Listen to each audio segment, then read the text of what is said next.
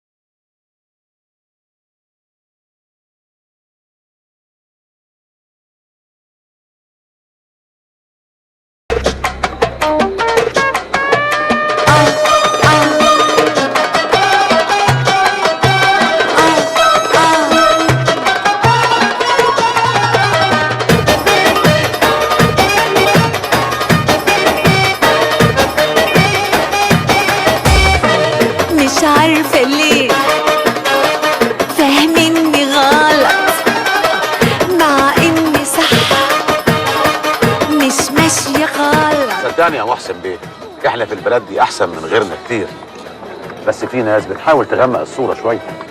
تغمقها ازاي؟ دي بيضة وزي الفل، دي قشطة. احنا مشكلتنا ان احنا لازم نحب البلد دي اكتر شوية، وعلى قد ما هنديها هي كمان هتدينا اكتر. طبعا احنا كل ما نديها كل ما تنبسط اكتر. يا سلام كمان لو نحط دماغنا على صدرها. على صدر مين؟ على صدر مصر. وهي مصر ليها صدر؟ انت مش بتسمع الغنيوه بتاعت شاديه بتقول بننام على صدرها؟ شوف يا محسن بيه، حكايه الفلوس دي حكايه مهمه جدا. يعني لازم الواحد يشيل شويه فلوس بره وشويه جوه، عشان لو اللي بره ضاع في البورصه تلاقي اللي جوه، ولو اللي جوه اتصادروا تلاقي اللي بره. كده برضه. يا حبيبي يا هاشم، يا حبيبي. بقول لك يا محسن بيه. عمر يا باشا. مين دي؟ دي دودي المطرب. دي مشهوره؟ مش قوي، عملت كليب واحد اتعرض مره واتشال.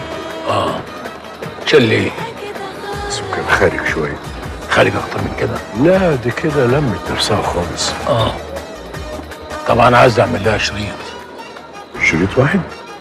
لا اعمل لها شريط نجح، نعمل لها التاني.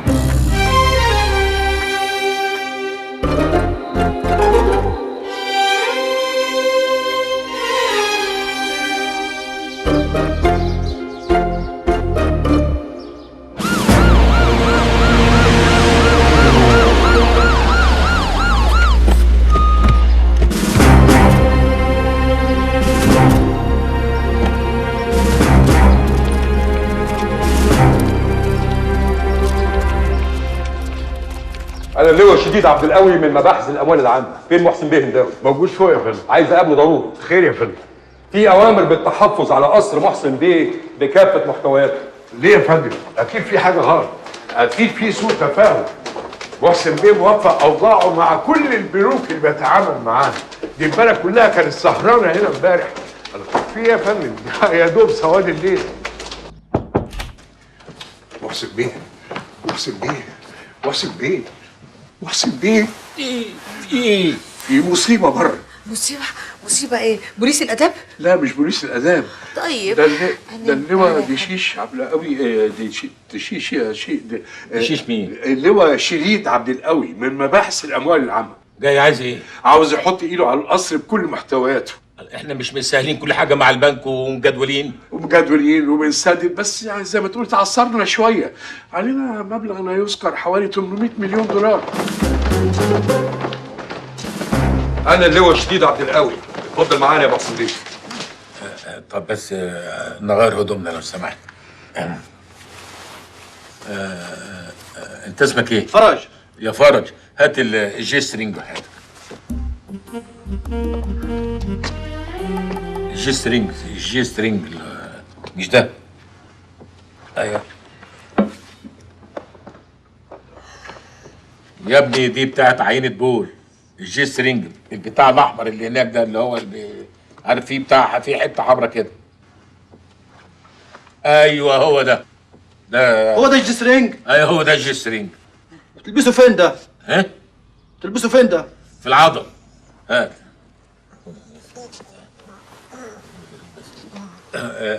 هات البوكسر. البوكسر مش البوكس، البوكسر اللي هو الشورت التحتاني ده. ايوه جدع جدع جدع قوي. طيب اتفضلوا حضراتكم عشان لسه المدام هتلبس الجورو بوكس وانا جاهز. اتفضل اتفضل حضرتك. جهزنا خلاص؟ تمام تمام. فص على الباشا. اتفضل اتفضل. احنا شغلنا سليم، شغلنا في البنك سليم. وقد قررنا نحن نيابة الأموال العامة تعيين السيد محسن هنداوي حارسا على القصر بكافة محتوياته واعتباره أمينا عليه، وأي تبديد لأي شيء مما ذكر في هذا المحضر سيعرضك للمساءلة القانونية. امضي.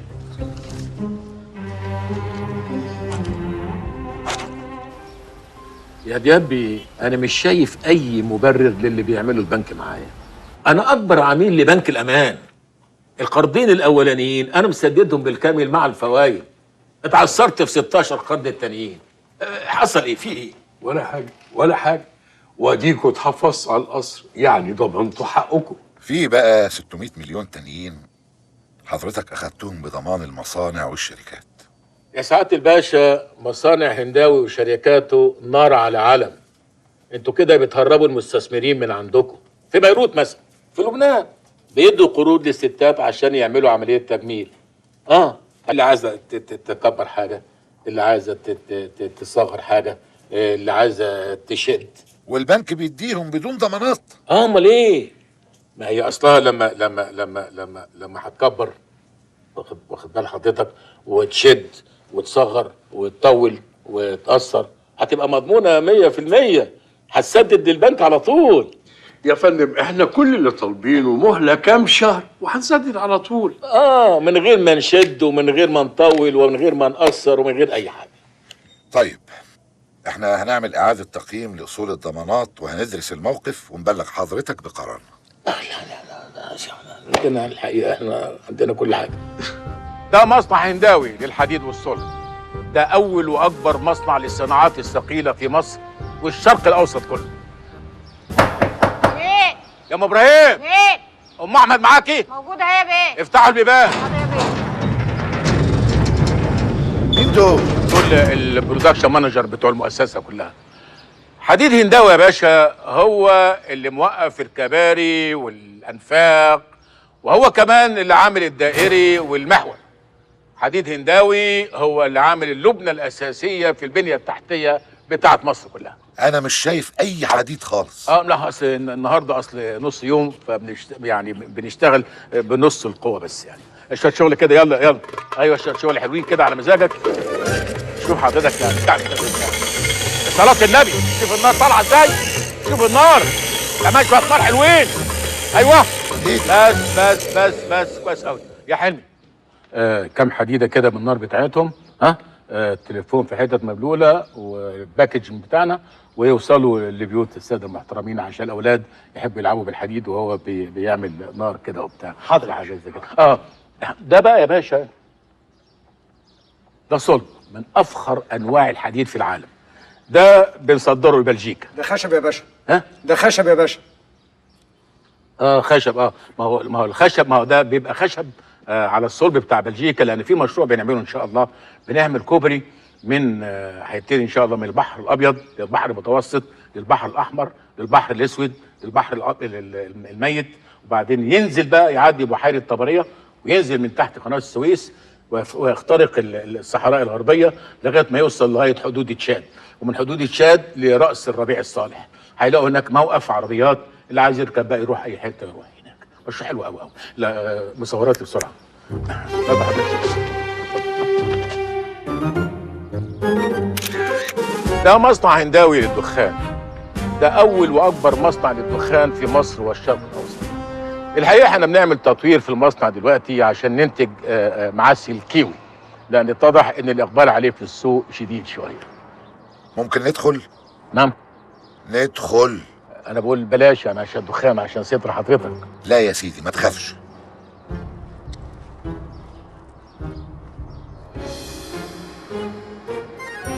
دول خبراء اجانب اسمهم الخرمونجيه. دول اللي بيحددوا نوعيه الدخان اللي تعدل دماغ المستهلك. للاسف انا كان نفسي اقدم حاجه بس الدخان كله اتسحب. يا حلمي عمر يا فندم. علبه بتاعتنا من الانتاج الجديد مليانه كيوي. مليانه كيوي تروح للاولاد في البيت عند الباشا. تيجي فورا يا فندم، تيجي فورا بسرعه. عدل. اولاد مين؟ اولاد حضرتك هيعجبهم قوي. ده مشروع هنداوي للثروه الحيوانيه. ده اول واكبر مشروع للثروه الحيوانيه في مصر والعالم العربي. ده للانتاج الكبير، ده عشان الناس تلاقي اللحمه موجوده بوفره في الاسواق. المعزه دي بتدي 3 معيز في اليوم. في اليوم الواحد بتجيب 3 معيز. يا حلمي. ايوه يا فندم. بتفضلك معزه صغيره تحطها باكج ويروح للاولاد عند الباشا في البيت. اولاد مين؟ اولاد مين؟ والبطه هات بطه قسمها وتوديها للاخوه في البيت. قطع البطه كده حتت حتت، بس حتت تكون كويسه وتوديها للبشوات في البيت.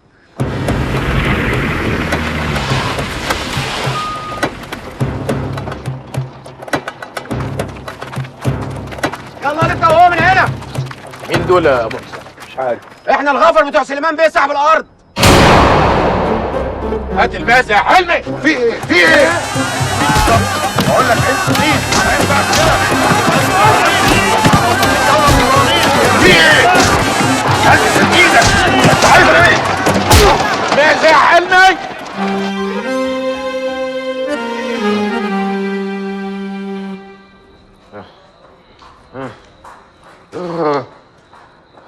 ايه يا استاذ حمدي؟ حليتهم عامله ايه؟ دول بيدلعوا يا باشا. شويه كسور على تربانه على كام جزع على كام خلع. ده احنا بيجي لنا حالات خلصانه. وعملت لهم ايه؟ عملت لهم شاي. شاي عملت اشعه؟ نعم. اشعه اللي هي ايه يا باشا؟ لا ما تشغلش بالك، ما تشغلش بالك. ايه يا باشا؟ لا عايزك يعني شد حيلك كده وتخليك يعني التكبير بتاعك يعني عايزين دي بقى تبقى كلها بعد كده. عايزين تبقى كلها ان شاء الله. اهلا اهلا. مالك؟ لا حول ولا قوة. استشهد ولا اشهد لا اله الا الله. طلب اخير يا باشا. ابو سيدي. طلب اخير؟ اخير. عايز ايه؟ شوف ولادي. شوف ايه؟ اشوف ولادي. اشوف ولادي. لا هنا الزياره ممنوعه الحقيقه يعني. استنى. ايه؟ عايز مراتي. عايز مين؟ عايز مراتي. مراتك؟ هتعمل لك ايه مراتك دلوقتي؟ ده انت منايل ب 60 نيل، انت فيك حيل. مراتك ايه؟ رفضوا يعيدوا الجدول. الإدارة الجديدة متربسة قوي. هو في إيه؟ هي البقرة لما بتقع بتكتر سكنها؟ هم هاجوا علينا فجأة كده ليه؟ وهيستفيدوا إيه من كده؟ عاوزين نسيب لهم البلد ونمشي يعني؟ وزعلانين من اللي بيهربوا. تعثرنا شوية، إيه يعني؟ الدول نفسها بتتعثر.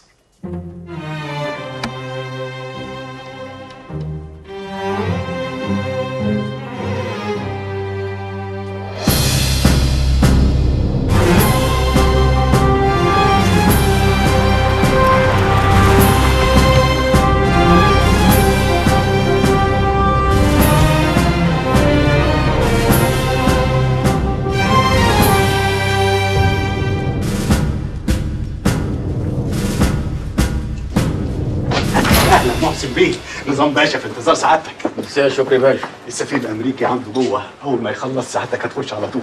هو متعسر اخر؟ هو مين يا فندم؟ السفير الامريكي. ماله؟ لا مفيش. بنك الامان قلب اصله معاك وحب يعمل لك شويه شوشره، ودياب المنصوري زي الغربال الجديد له الشده، وانت جاي لي عشان نرخي الشده دي شويه. مظبوط؟ نظام بيه عبد الدايم طول عمره مظبوط. قول لي بقى، عباس شريكي يا ابن سيادتك اخباره ايه؟ تمام. ده حتى هنا من الصبح. يا اهو شرف يا سيدي. اهلا. بوبو شريكي وحبيبي. ازيك يا حبيبي؟ ازيك؟ ازيك يا بوبو؟ ازيك يا اخويا؟ ازيك؟ ازيك يا حبيبي؟ انت ما بتجينيش الشركه ليه؟ سيبني وهقول لوحدي يا راجل. هو بقى في سنه ايه دلوقتي؟ بقى في سنه ثانيه ابتدائي يا سيدي. ما شاء الله ما شاء الله، يعني نجح في سنه اولى. ها؟ الواد ده لازم تبخروه. اقعد يا عباس قبل ما اخلص مع عمك محسن. ايوه يا باشا. دي ملاهي هنداوي يا باشا، وزي ما سيادتك عارف دي اول واكبر مدينه ملاهي في الشرق الاوسط. دي مكلفه فوق ال 40 مليون جنيه. راحوا يقدروها. ملاهي؟ انا عايز اروح ملاهي ده. 3 بالله العظيم راجعه من بكره هتبقى ملاهي بوبس. ايوه يا محسن بيه، بس مش معقوله يعني هتدي الولد هديه مدينه ملاهي؟ يا عم خلي العيال تلعب.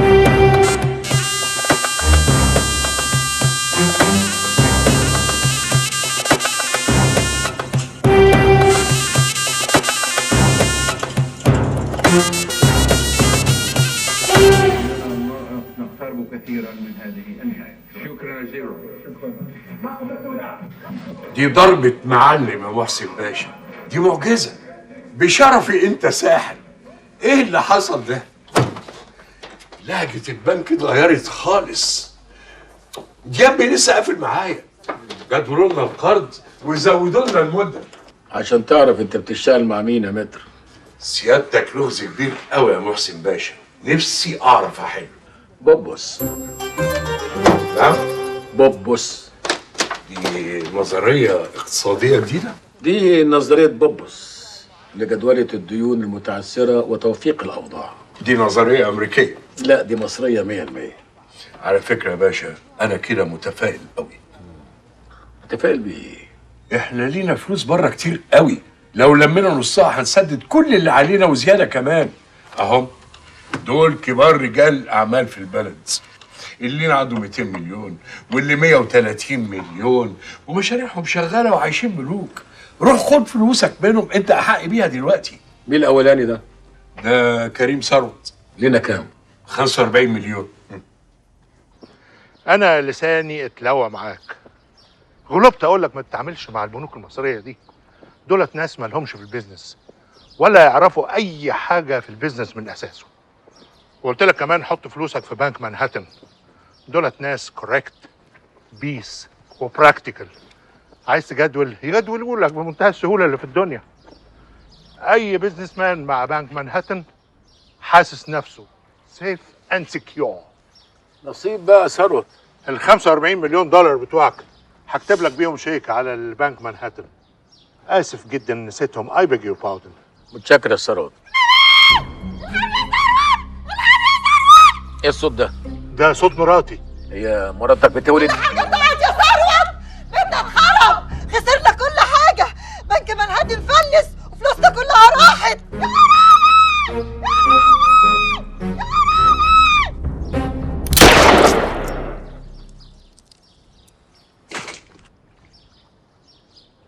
طب يا ثروت اجي لك وقت تاني يكون مزاجك رايق فيها. يا عم جيت. عم جيت. على فين يا باشا؟ ايه؟ على فين يا باشا؟ على فيلا هاشم السلحدار اللي في الزمالك، عارفها؟ هو في حد ما يعرفش هاشم بيصلح دار يا باشا؟ عنده فلوس بره وجوه تشتري مصر كلها. بره وجوه؟ على الله بس نعرف ناخد الفلوس بتاعتنا اللي عنده. ربنا يسمع منك يا باشا.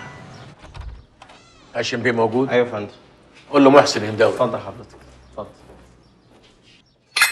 أقول له بره يقول لي جوه، جوه يقول لي بره، بره يقول لي بره،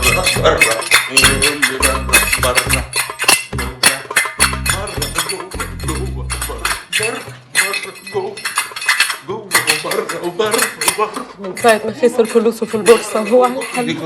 أقول له جوه يقول لي بره، بره يا حبيبي يا هاشم.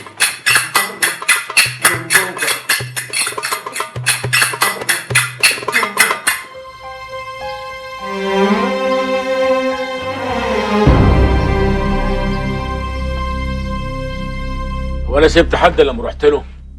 ده كلهم متعثرين. رحت لفتحي الشواتفي، لينا عنده 9 مليون وكسور.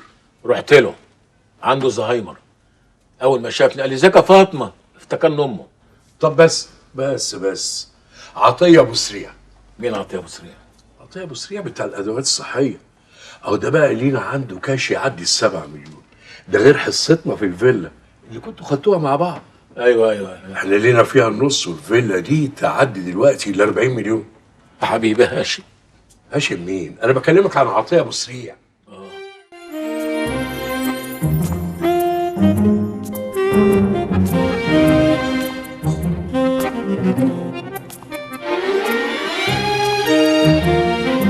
موها chérie. Vas-y, حبيبتي ياسر. Ne pleure pas. Ne fais pas comme ça, chérie. Je suis malheureux. Ça me fait rien. Ça me fait rien, chérie. ميرسي قوي. اتفضلي. كل يوم بيعدي عليا أصعب من اللي قبله. من يوم ما دفنته حسيت إن أنا دفنت معاه.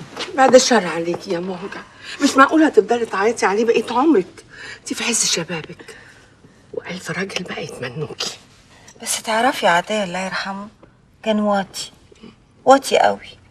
ما سابش واحدة من أصحابي دول ما حاولش معاها. كتيرة قوي كنت أقفشه بيلعب في مناخيره، أقول له بتعمل إيه يا عطية؟ يقول لي بتسلى. وكتير قوي قوي كان بيطلع له دمامل، يقعد يفعص فيهم لما تتفعس يحط صباعه في بقه. بيعمل صوت بشع وهو بياكل، كنت برجع. لكن أنا بصراحة غفرت له كل حاجة بعد لما مات. هفضل مخلصة له بقية عمري كله. بس تعرفي بقى اللي فريمون جونتي طلع ذوق، مات بدري.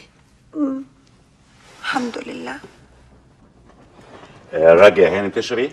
سيل فو بلي رأفت، كابوتشينو سان سكر. مهجة هانم؟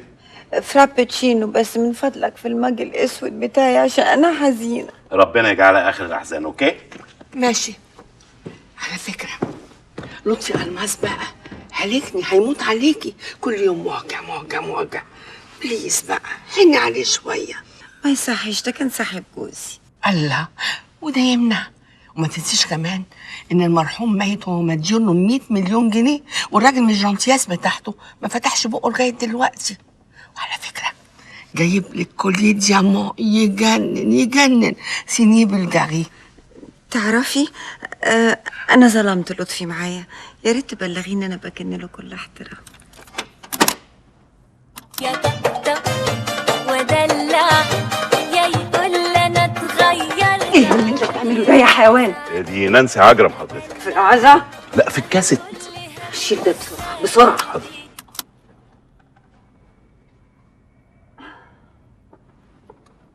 قولوا له ده انا برضه ساعات في حالات، مرة زعل مرة اديله عيني، مين فينا على حاله كل ما جاتش. رايحة فين يا راجل؟ خلاص بقى ماشي.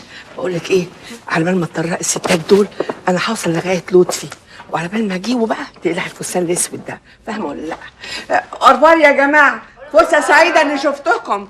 باي يا روحي. باي.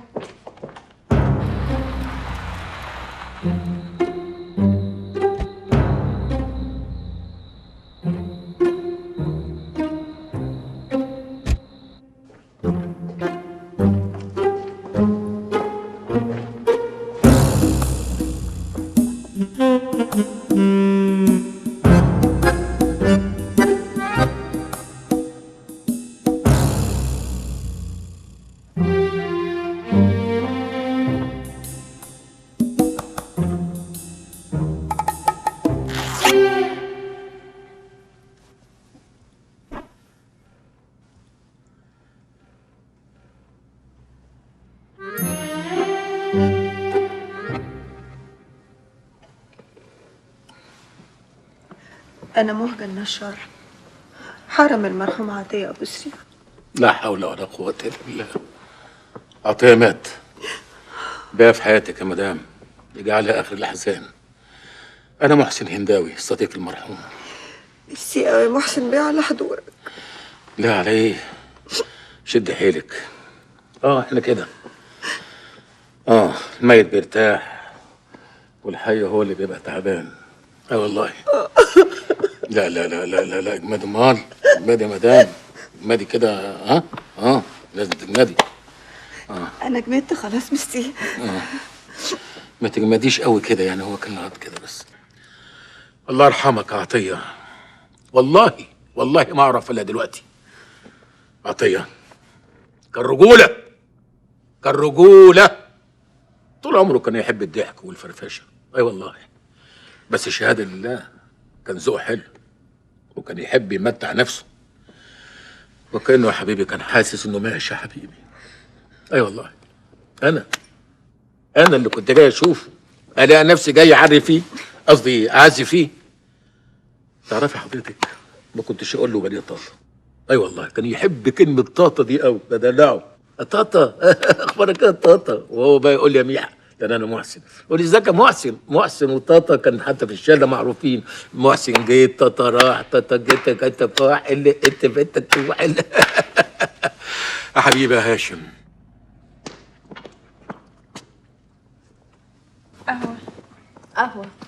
قهوة والبي بيرة ساعة. محسن بيه هنداوي، سيادتك انا اسمي رأفت شغال هنا، انا من اشد المعجبين بسيادتك تعتبر مثل اعلى لكل الشباب. انا سرفست على سيادتك من 10 سنين في المطعم الصيني، وسيادتك ادتني ورقه ب 100 جنيه ومضيت لي عليها، انا محتفظ بيها لغايه دلوقتي للذكرى. طب يا رأفت هات لنا بقى جنب البيرة شويه ترمس، على شويه سوداني سخنين، على شويه كاجو، ها، عشان دي الظاهر انها ليله حلوه قوي. عينيا يا باشا. وانا كان عندي عز من عطيه، انا كنت بحب عطيه قوي. ازيك دلوقتي يا مدام؟ مش كويسه؟ الحمد لله. احسن ميرسي قوي.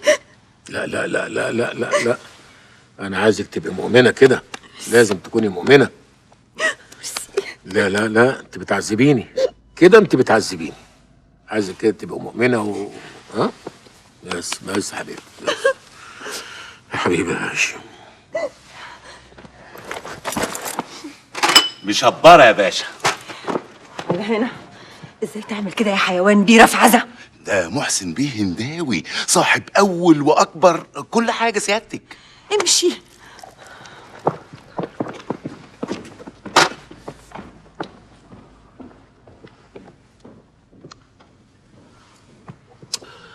هو كان في زي عطيه، كان جدع وصاحب صاحبه.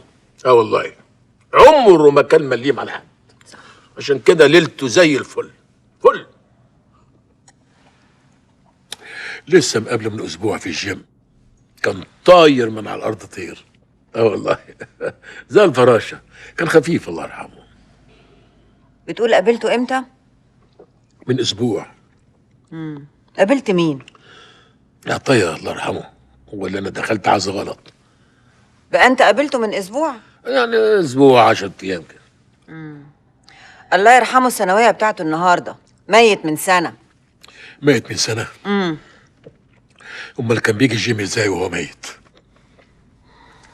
وانتوا قاعدين بتعملوا ايه؟ انت مين وعايز ايه؟ هقول لك، بس ما يصحش كده قدام الناس. دول اصحابي الانتيم، ما بخبيش عنهم حاجه. لا اصل ده موضوع عائلي، لازم نتكلم فيه على انفراد. اوكي يا مهجة، احنا هنمشي بقى يا روحي. اوروفار. اوروفار يا روحي. اورفار، مع السلامه، مع الف سلامه. مع السلامه. بنت حلال يا بنت. باي يا راوية، ميرسي. بونوي. بونوي. رافض. عينيا يا باشا. هات لنا بقى ازازه تانية عشان شكل القعده كده هتطول شويه. ها؟ عينيا يا باشا. والنبي يا باشا سيادتك يعني ممكن قبل ما تمشي اخد معاك صوره؟ قوي. اجيب الموبايل من جوه. قوي. الله يخرب عقلك يا طاطا، سنه ميت وتجيلي الجيم. نعم، عاوز ايه؟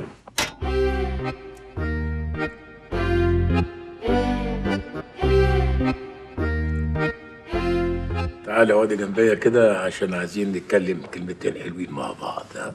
احنا لسه هنتكلم؟ انا مش في المود. انا بقى في المود. خدي بقى اشربي الكوبايه دي عشان نبقى احنا الاتنين في مود واحد، نعرف نتكلم مع بعض. مش طافحه الزفت ده ولا ده. عايز ايه؟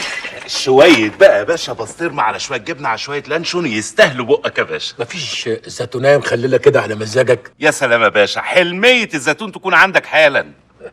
ما تجيبش حاجه يا زفت. اطلب لك البوليس ولا هتتكلم؟ وانا مش عارف اتكلم وانت عصبيه كده. تعالي اقعدي، اقعدي كده وروقي عشان نعرف نتكلم مع بعض. انا محسن هنداوي، صاحب هنداوي جروب، اول واكبر مجموعه اقتصاديه في الشرق الاوسط. شويه زيتون بقى يا باشا يستاهلوا بقك. ليمونه معصفره بقى كده على مزاجك. ها يا سلام يا باشا، كبر الليمون. ما تجيبش حاجه يا زفت. الواد ده جدع قوي. اخيرا مهجه وافقت عليا. ياه، انا مش مصدق نفسي. انا ما قلتش انها وافقت يا لطفي، لكن يعني بالغريزه بتاعتي الانثويه وباعتباري ست بفهم اقدر اقول لك ان مهجه بتموت فيك. ازاي؟ مهجه انسانه مش عاديه، يعني ست زيها اللي تقفل على نفسها المده الطويله دي كلها بعد موت جوزها وترفض كل المغريات تبقى اكيد معجزه. هو ده بقى اللي مخليني مش عايز افرط فيها. اوكي يا محسن بيه، صدقني انا اول مره اعرف ان المرحوم كان مشارك حد في الفيلا. وعلى كل سيب لي نمره تليفونك وهخلي المحامي بتاعي يتصل بيك. طب والفلوس؟ فلوس ايه؟ ال7 مليون دول برضو ما عندكيش فكره عنهم؟ مش حضرتك ماضي على الشيكات دي برضو ولا ايه؟ حاضر بس اديني اسبوع 10 ايام احضر لك المبلغ. طيب ادي احنا قاعدين هنا اسبوع ولا 10 ايام لحد ما تجهزي نفسك. تقعد فين؟ انت اتجننت بقى ولا ايه؟ انت مش طبيعي؟ تشتمي ليه طيب؟ انت بقى اللي مجنونه وقلت الادب. لا احترم نفسك واعرف انت بتكلم مين. انا اللي غلطانه ان انا اتنزلت وقعدت مع واحد زيك. الظاهر بقى انك انت وليا لبط ومش هتجيبيها البر. وليا؟ زعلتك وليا قوي واللبط ما زعلتكيش. ما قلت لك هديك فلوسك، اصبر عليا شويه. اصبر. وفي حد بيصبر النهارده؟ اشمعنى انا اللي حاصل؟ لا الحكومه عايزه تصبر ولا البنوك عايزه تصبر. اشمعنى انا اللي اصبر؟ والنبي سعاده الباشا الصوره اللي انت وعدتني بيها، الموبايل بتاع حضرتك يا استاذه مهجه يعني صورينا عشان انا الموبايل بتاعي ما فيهوش كاميرا وابعتهولي بلوتوث. ها يلا ابتسم بقى يا باشا ابتسم. امشي انجر من هنا انجر. اقفل الباب يا رافض، مش عايزين فضايح. صح يا باشا، طول ما بابنا مقفول علينا محدش دعوه بينا. مش كده؟ سيب الزفت مفتوح.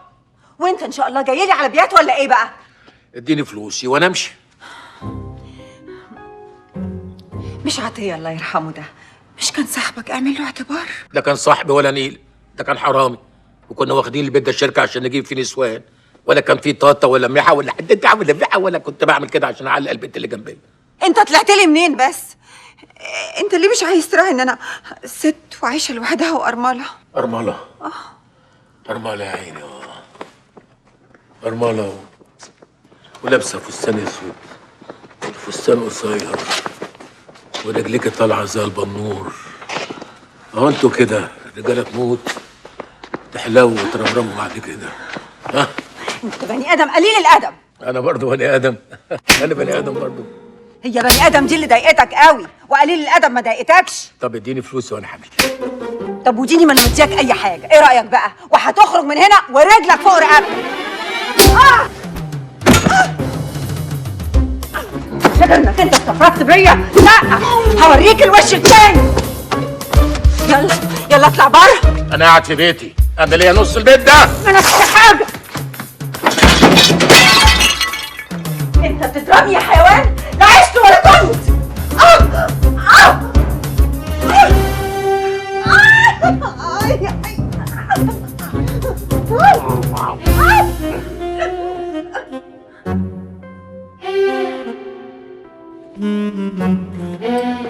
شويه ورق عنب بالعكاوي بقى يا باشا يستاهلوا بقك. لطفي لطفي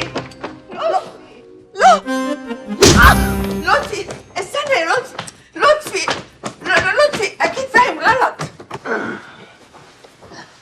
لا تعالى انت شيل من هنا وانا هشيل من هنا. حاضر يا باشا. لا استنى عشان ده بلوه هنا، في بلوه. تعال شيل من هنا، وانا اشيل من هنا. ماشي يا باشا. من عند الوراك وانا اشيل من عند الراس. ايوه بس اسمع. لا استنى معكش كوريك؟ كوريك؟ اجيب لك سيادتك ولا ايه؟ طب اسمع انا اشيل من عند الوراك وانت تشيل من عند الراس. ماشي يا باشا. ماشي. استنى استنى بس طب اسمع، ما تيجي نشيل بقى ايه من الجناحات احسن. من جناحاتها؟ انت جناح وانا جناح. ربنا يخليك يا باشا. ربنا يخليك. ايه وانا بعزم عليك على اكل. حاضر يا باشا. يلا حبيبي يلا. الولايه دي مجنونه يا رأفت. ايوه يا باشا، وبتاخد مهزئات.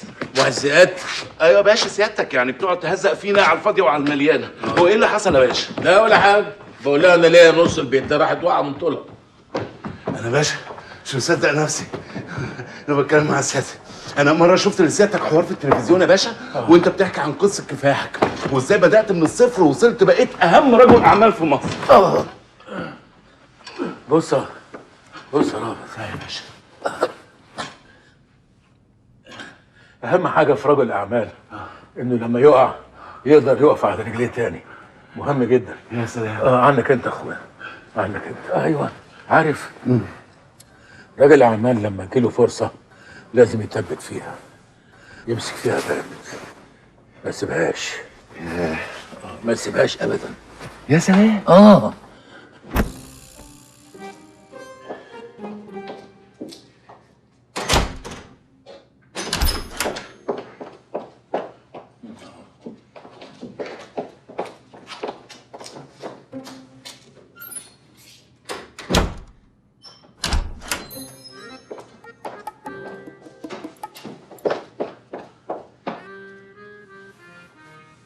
الله يا باشا.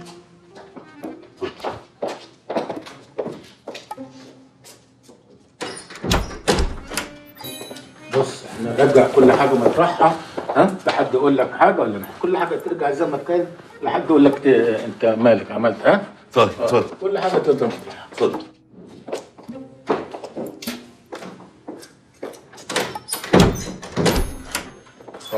هنسيبها كده تنام بالفستان، مش نلبسها قميص نوم ولا حاجه عشان متهيألي بلاش يا باشا. بلاش؟ لا متهيألي بلاش. طيب.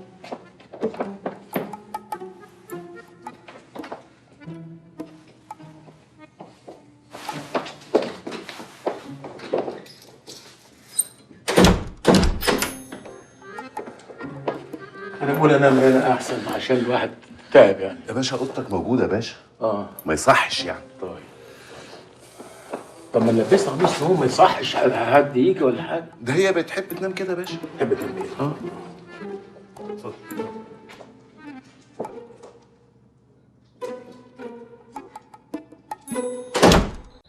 لطفي استنى يا لطفي يا الله. هي دي بقى الطاهرة الشريفة يا أستاذ هانم؟ ها؟ لطفي دي زي القطة المغمضة يا لطفي. دي ست منحلة، ما كلفوش نفسهم حتى يقفلوا باب عليهم. معقولة مهجة تعمل كده؟ ومين الراجل ده؟ أنا بقى متأكدة إن مفيش أي راجل في حياتها. وأنا زي العبيط لهبل واخد لها ورد وداخل عليها الاقيها بنت لا أرجوك ما تقولهاش بليز، ما تخليش الشك يدخل جواك.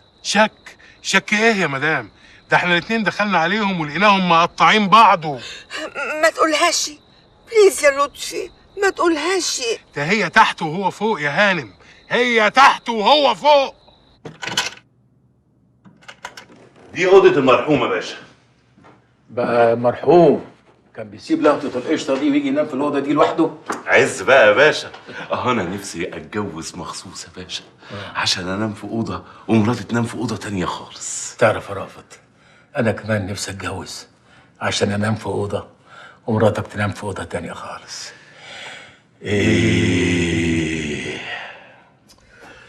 انما انت ليه يا رافت ما اتجوزتش لغايه دلوقتي؟ قارين فاتحه من 9 سنين يا باشا. 9 سنين؟ ودي صورتها قبل الفاتحه ولا بعد الفاتحه؟ جوازها اصلها متعسره شويه. الله، انت كمان متعسر؟ الدوله مش عايزانا نتجوز يا باشا. ليه؟ انت خطيبها من حركه كفايه؟ لما تبقى الشقه التعبانه اوضه وصاله ب 80,000 جنيه تبقى الدوله مش عايزه. لما الفرح المعفن يخش له في 10,000 جنيه يبقى الدوله مش عايزه يا باشا. لما المرتب يخلص بعد اسبوع من الشهر وبقيه الشهر ناكل عيش حاف ده لو لقيناه يبقى الدوله مش عايزه يا باشا. يعني ابوها وامها موافقين؟ طايرين بيا يا باشا. والبنت بتحبك؟ اكتر من عمرو دياب سيادتك، وبتجيب لي دباديب كمان. دباديب والدولة هي اللي مش عايزة؟ ها؟ ايوه يا باشا. مين بالظبط في الدولة اللي مش عايز؟ ما كلهم حبايبنا. ما توديناش في ده يا باشا، يعني ما توقعناش في الغلط سيادتك. طب ما تروح للكبير. كبير مين سيادتك؟ ما تروح للرئيس. نعم. نعم ايه؟ تروح لرئيس الجمهوريه. سيادتك عايزني اروح انا للريس اقول له ان انا عايز اتجوز تهاني؟ يعني هو سيادتك الريس يعرف تهاني؟ الرئيس يعرف تهاني وزكيه وعليا وليفني وكندريزا ريس. الله، مش ريس؟ لا يا باشا، سيادتك ده انا طب ساكت، يعني انا اقف قدام الريس وجها لوجه كده، ده الكلام ما يطلعش يا باشا. تعال اعتبرنا انا الرئيس.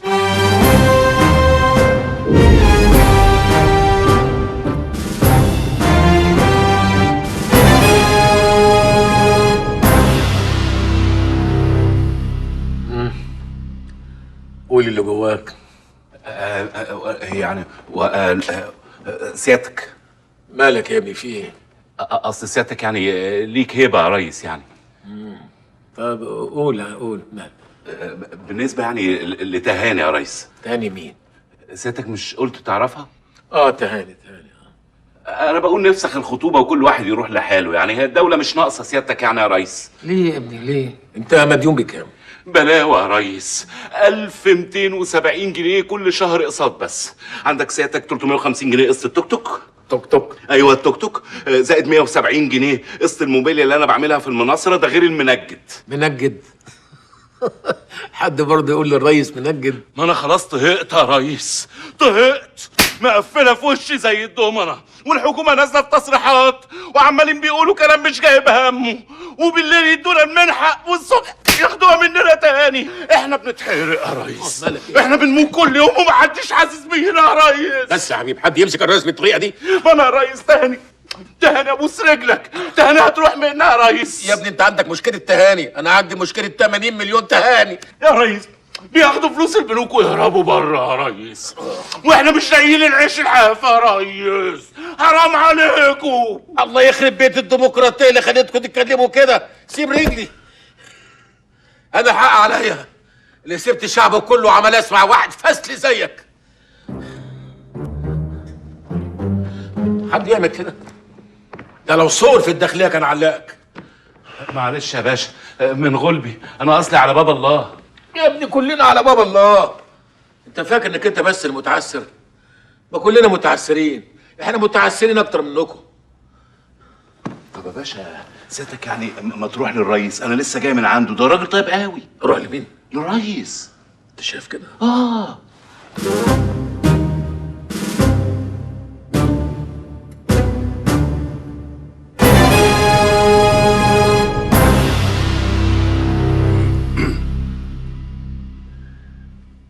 مساء الخير يا ريس. ربنا يديك الصحة والعافية وطولة العمر، ويدينا احنا على قد نيتنا الوسخة والغل اللي جوانا. تنساش تكلموا على موضوع تهاني. تهاني انت فاكر يا ريس لما انا كنت الريس وانت مش الريس، وقعدت تمسكني من الجاكيته وتزعق كده وتفتف في وشي؟ ها؟ طيب انا دلوقتي بقى مش الريس وانت الريس. عشان هلا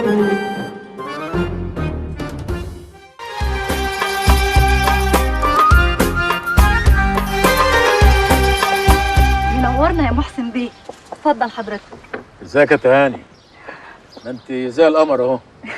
اصل الواد رأفت وراني صوره ليك امبارح، كنت شبه الخروف الحاقد. ابويا برضو كان بيقول لي كده. كان بيقول لي كده، انما ايه ده كله بتوصيه بيا كده ليه؟ اصل رأفت موصيني على حضرتك بالذات. انت عرفت رأفت ازاي؟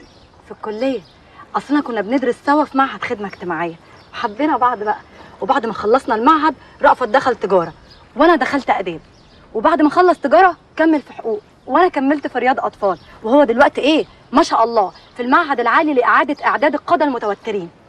انتوا مقضينها بقى شهادات ومفيش جواز. هنعمل ايه بقى يا باشا، ما احنا عايزين نكون نفسنا. ما انتوا بقالكوا 9 سنين بتكونوا نفسيكم. ما هو رأفت شغال الصبح على التوك توك وبالليل بيشتغل هنا، وانا بقى بشتغل هنا الصبح وبالليل في مكتب كمبيوتر. امال بتتقابلوا امتى؟ الفجر؟ لا طبعا، رأفت شغال امن على كومباوند طول الليل لحد الصبح. عايزين نخلص بقى من الاقساط اللي علينا. الاقساط؟ وانا معدي هنا بالاقساط. الباشا الكبير قوي. الله، انت ايه اللي جابك يا رأفت؟ وانا يا باشا ما اقدرش افوت فرصه اشوف سعادتك يعني واضيعها. انت ابن حلال، والله ابن حلال. مش انت ابن حرام. انت ما دخلتش الفيلا ليه؟ ايه؟ تهت ازاي؟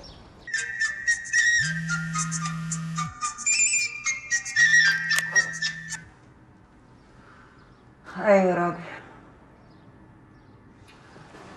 اسمعيني بقى يا بنتي، انت مش فاهمه ايه اللي حصل لي امبارح. انا في مصيبه وطبت على دماغي. الراجل ده وقح وقليل الادب، كان جاي يعزي في جوزي. انا كنت فاكره كده. تهجم عليا وضربني، كان شارب وحالته زي الزفت. معلش يا محسن بيه، البوسطه اصلا متاخره ولازم تطردي النهارده. شويه فول بقى يا باشا، عموله مخصوص من عند الجحش. كيف تروح حلمي؟ دايما عامل يا باشا. هو انا لحقت اطلب البوليس؟ انا ما دريتش بنفسي. راجيه بقول لك كان هيقتلني. الله. بس دراسة الجدوى بتقول إن القناة الفضائية هتخسرنا كتير. الله، مش أنت قلت لي إن أي مؤسسة اقتصادية يلزمها مؤسسة إعلامية عشان تسندها؟ كوبايه ميه لو سمحت. يا فندم لو سمحت بعد اذن حضرتك عايز اقول حاجه مهمه جدا. المؤسسه الاقتصاديه نفسها منهاره، فهل من المنطق ان احنا نجيب مؤسسه اعلاميه تسند الاقتصاديه؟ هذا سيزيد الانهيار بل كده. وبعدين يعني كما تعلمنا مع حضرتك ان دراسات الجدوى مع احترامي لها، دراسات جدوى في كثير من الاحيان بلا جدوى. وحضرتك بقصد او بدون قصد عرسيت كثير من القواعد الاقتصاديه، وانا بتكلم من منطلق هذا. هذا قد يكون جائز في حالات اخرى، لكن في حالتنا لا. يا رأفت مالك؟ انا اسف جدا يا فندم. سيادتك انا اصلي اول مره بشوفها بالنهار. سيادتك تشوف مين؟ حسب تعليمات سيادتك. أيوه. أنا اديتهم العنوان على هنا عشان المؤتمر زي سيادتك ما طلبت. يعني ازاي انت ولطفي تشوفوه بيعتدي عليا وتسيبوني وتمشوا؟ انا مش فاهمه. هو فكر كده؟ لا ده يبقى شكاك. كويس قوي ان احنا ما تسرعناش. بصي انت عارفه كويس قوي ان محدش مد ايده عليا من ساعه ما المرحومه مات، صح ولا غلط؟ وعارفه ان هو جنبك يجي ويعتذر لي بنفسه. هل تأخر إطلاق قناة هنداوي الفضائية له علاقة بأي خلاف بين حضرتك وبين الدولة؟ لا لا لا لا، مفيش أي خلاف بيني وبين الدولة، بالعكس ده أنا علاقتي بالدولة علاقة يعني زي الفل. إحنا بس عايز أقول لحضراتكم على خبر جديد، اللي إحنا قررنا تغيير اسم قناة هنداوي الفضائية إلى قناة بوبوس الفضائية. ليه؟ لأن بوبوس بيدي معنى يا نهار أبوك واقعي انتمائي جغرافي. بوبوس بيبقى بيطرح أطروحة إقليمية يعني تمتد إلى البحر الأبيض المتوسط، فيه مفهوم بحراوي أبيضاوي، فبيمتد انتماء يعني اقتصادي.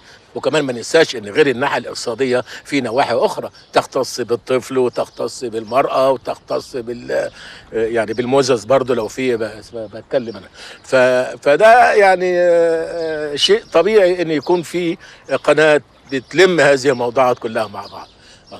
بس انا حضرتك شايف يعني ان قناة هنداوي تعبر عن الحالة الاقتصادية وخاصة في البحر الاحمر، والامور البحر الاحمرية واضحة كما يلي. فهناك بحر احمرية ده انت الاحمرية، انت مالك؟ انت بتتدخل ليه؟ استاذ محسن، يا ترى قناة بوبوس الفضائية تنطلق من ميدان الانتاج الاعلامي؟ لا، هي هتنطلق من هنا، من قلب بيتي. بيتك بيتك يا روح امك احتليته. ايه فاكر نفسك ايه؟ ها؟ هي فاكراني بوش ولا ايه؟ ربنا يزيدك يا باشا. ثانك يو مالكي، ثانك يو فيري ماتش مالكي. بره بره بره، امشي من هنا بره. بيتك ولابس بدلة فوزي. انا بدي مين؟ اقلع البدلة دي، اقلعها. يلا ادي بقى، دي حتى ريحتها معفنه ومنتنه. اقلع الهدوم دي. قلع ده كمان؟ اقلع. ده حتى ريحته معفنه راخر، والزار كان بياكل زيت خروع وزانق على كل حته في جسمه. وادي البنطلون كمان. يا نهار اسود ومنيل، لابس البوكسر بتاع المرحوم. الف رحمه ونور تنزل عليه. اقلع البوكسر ده. ما انا لو قلعت البوكسر المرحوم هيزعل. اقلع. طب ليه ما بتقوليليش اقلع القميص؟ اشمعنى البوكسر يعني؟ انت مش هتجيبها بره خالص، انا هجري بقى. مش هسيبك.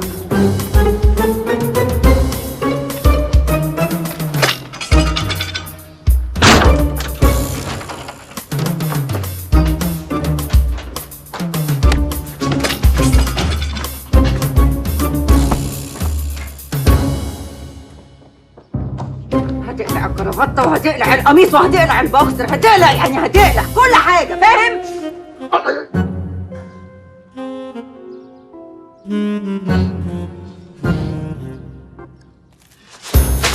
لطفي لطفي استنى يا لطفي.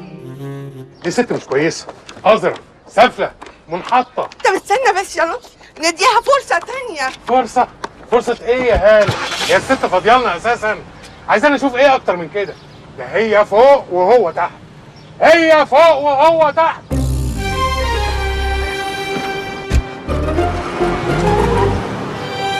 لطفي لطفي استنى يا لطفي. محدش حاسس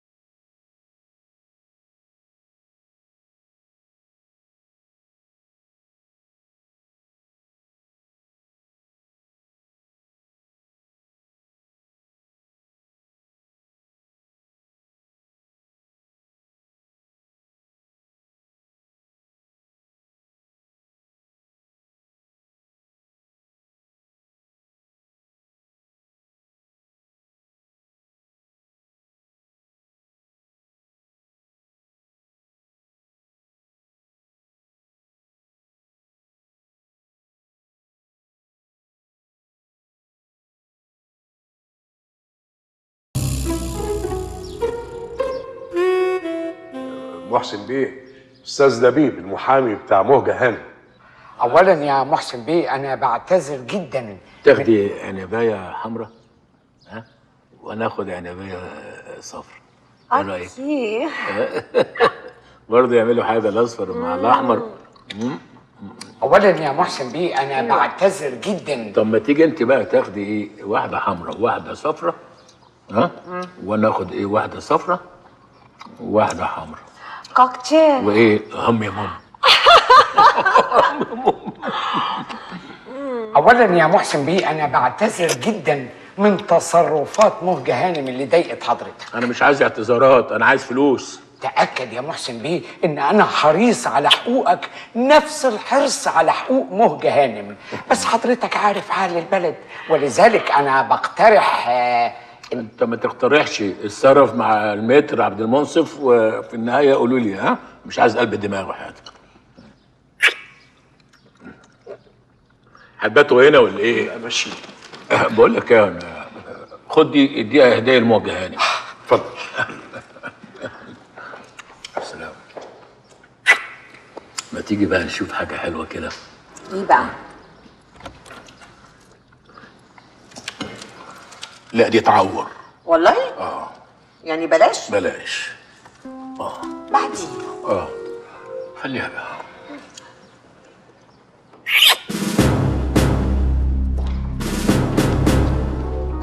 صدر قرار من النيابه بتسليم القصر للبنك بكافه محتوياته. هتفضل معانا شويه لغايه ما نعمل جرد للقصر اللي انت كنت حارس عليه في فتره التحفظ.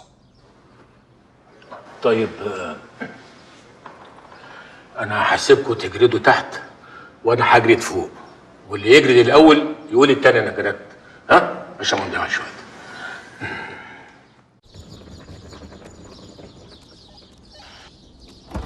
اسف يا باشا، العربيات كلها محجوز عليها لصالح البنك. المفتاح لو سمحت.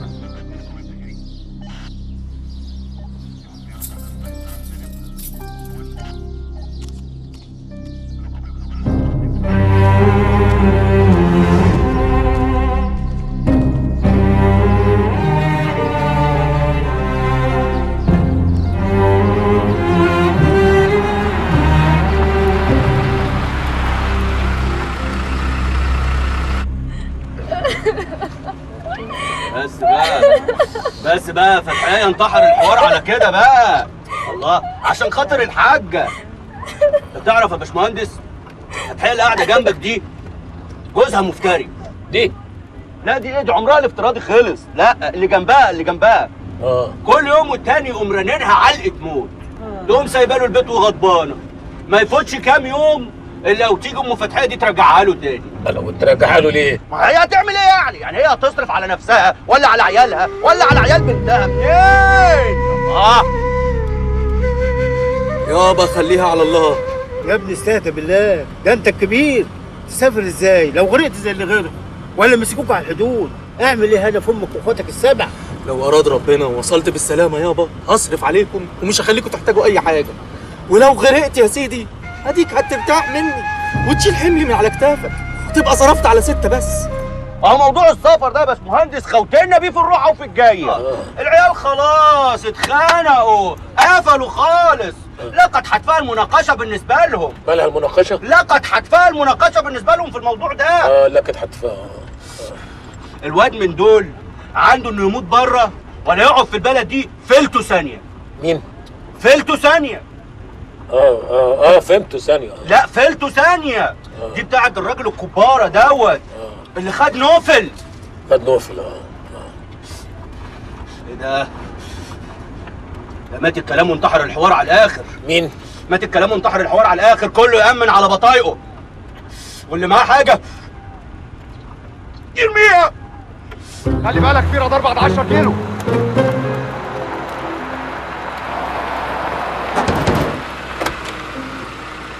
بوكس فين يا باشا؟ يلا يلا.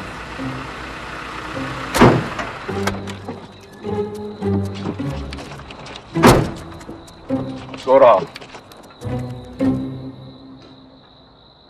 ايه وبعدين؟ ما تنزل. مين انا؟ هو في حد غيرك ولا ايه؟ اوعى تكون فاكر نفسك باشا يالا.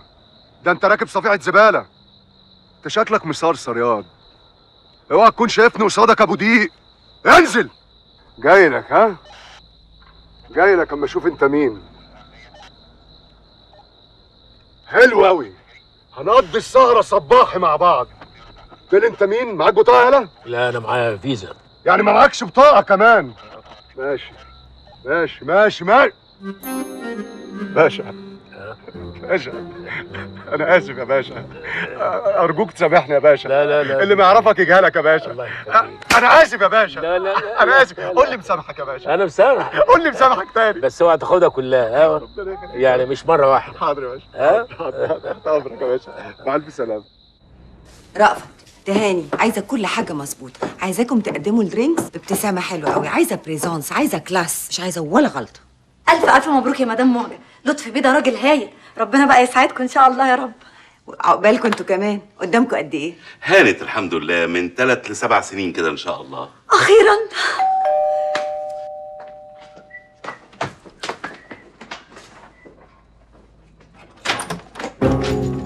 نعم. انت رايح فين؟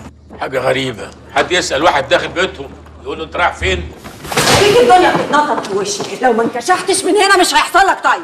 انا مش عارف ليه كل ما تشوف وشي تغلي في روحك كده. انا مستنيه ناس دلوقتي ومش عايزه حد يشوف وشك عندي. كفايه اللي حصل لي المره اللي فاتت. اتفضل امشي من هنا. الله، امشي واسيب الناس اللي جايه بيتي؟ طب ارحب بيهم، حتى احنا برضه ناس بتفهم في الاصول. يا رأفت تهاني يلا طلعوه بره. محسن ده ايه المفاجاه الحلوه دي يا فندم؟ ازيك يا تهاني؟ أهلا يا ازيك؟ فندم. لا معقوله ده ربيت عيالي النهارده يا باشا. ازيك يا رأفت؟ وازاي امك؟ الحمد لله. كانت عامله جمعيه سيادتك عشان تجيب لنا الملايات بتاعت السرير واكياس المخدات. جت تدفع القسط خسعت معاها يا باشا. طلعت متعسره اخرى. وعملت ايه؟ ابدا، جت استلفت من امي. يلا بره بره. طب ثانيه واحده. بره ثانيه واحده والنبي يا مدام هتصور مع الباشا. امسك دي. صورني يا رافض مع الباشا. الضحكه الحلوه بقى يا باشا.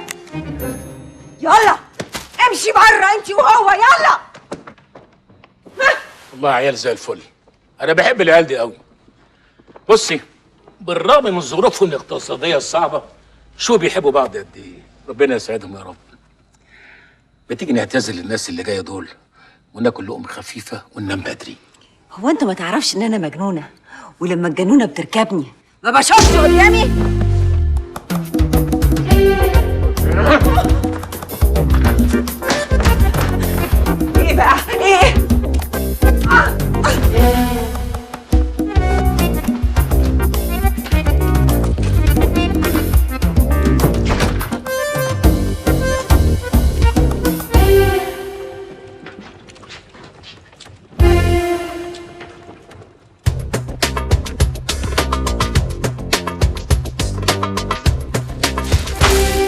لطفي لطفي استنى يا لطفي. لطفي استنى يا لطفي.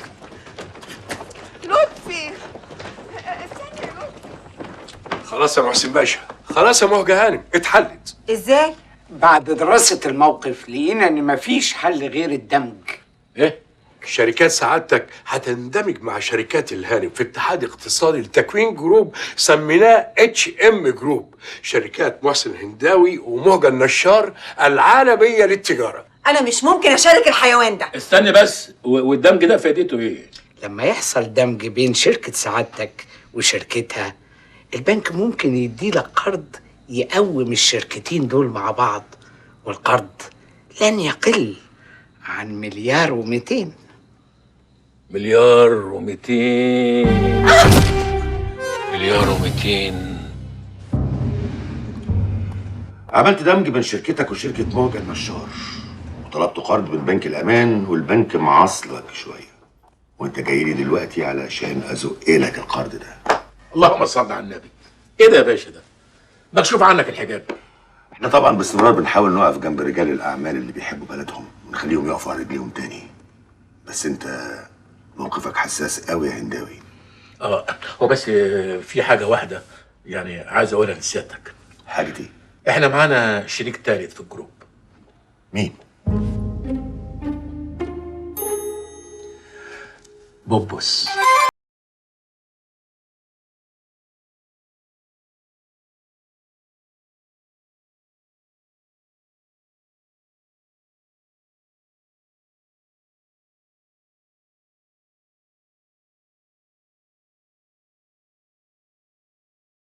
$200 ما يفضلش منهم ولا مليم. كنا عملنا الشركة المهببة دي ليه؟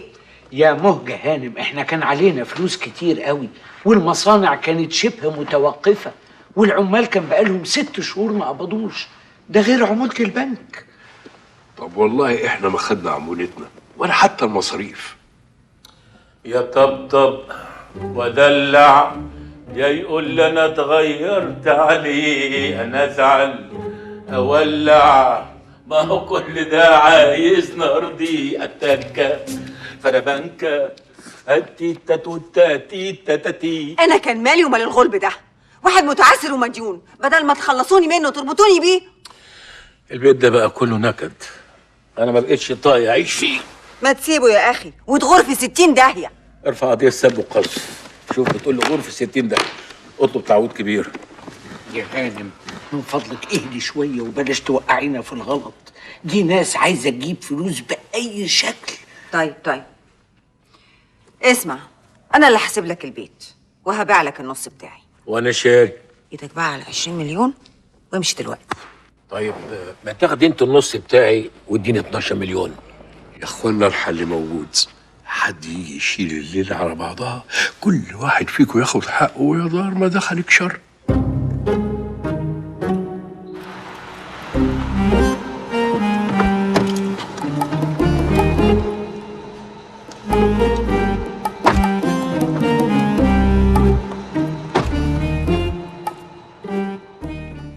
عبد الحميد الأنفوشي ده هو راجل أعمال بجد، عمره ما تعثر، البورصة تطلع تنزل تفلس هو ما يتأثرش. كل يوم الصبح يخش له كده على الريق 5 مليون. يا سلام.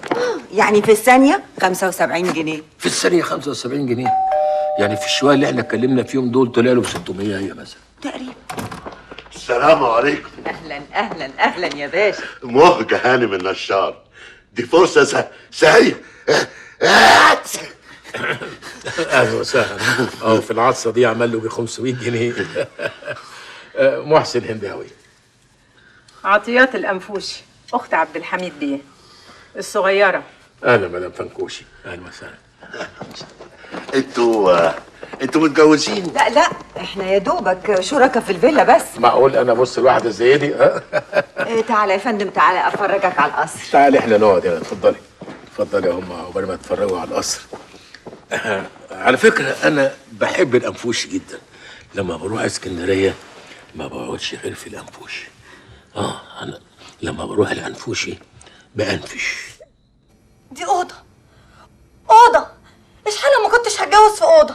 دي اوضه في بيتنا، هي اوضه في بيتكم. وبعدين انا ابويا وامي قفلوا البلكونه بتاعت المطبخ عشان يناموا فيها. هننام على البلاط بقى يا رفت؟ ما السرير موجود والمرتبه موجوده. طب ومولة السرير؟ يا سلام، جوازها هتبوظ عشان مولة السرير؟ وبعدين انا دافع المقدم بتاع المله من 3 اشهر، وكل شويه ادفع رأفت ادفع رأفت. هو في حد فيكم يدفع حاجه؟ الست مننا لما بتبقى وحيده نفسها بتتصدع عن الدنيا خالص. وحيده زي هانم، هي الرجاله عميت. اللي انت تقدر تشوفه يا عبد الحميد بيه غيرك ما يقدرش. واو، في ايه؟ عينيك يا عبد الحميد بيه لونهم يجنن. ما حصلش، ما كنتش واخده بالي. عينيا انا؟ ده ما حدش قالها في حياتي. ده ابويا الله يرحمه لما كان ساعات يدلعني كان يقول لي يا معمص. ما قلتليش بقى انت عايزه تبيع الفيلا ليه؟ في حاجه؟ ما هو يعني انا لو كنت لقيت الراجل المناسب اللي يشاركني حياتي ما كنتش هفكر ابيعها. انا ما بيهمنيش شكل الراجل، انا اكتر حاجه تهمني في الراجل حنيته. ده اللي انا بفتقده، الحنان. يا لهوي، انا لو كنت لقيت الست اللي احس معاها بالامان انا ما كنتش بعت البيت ده. صدق بالله يا حاجه، لا اله الا الله.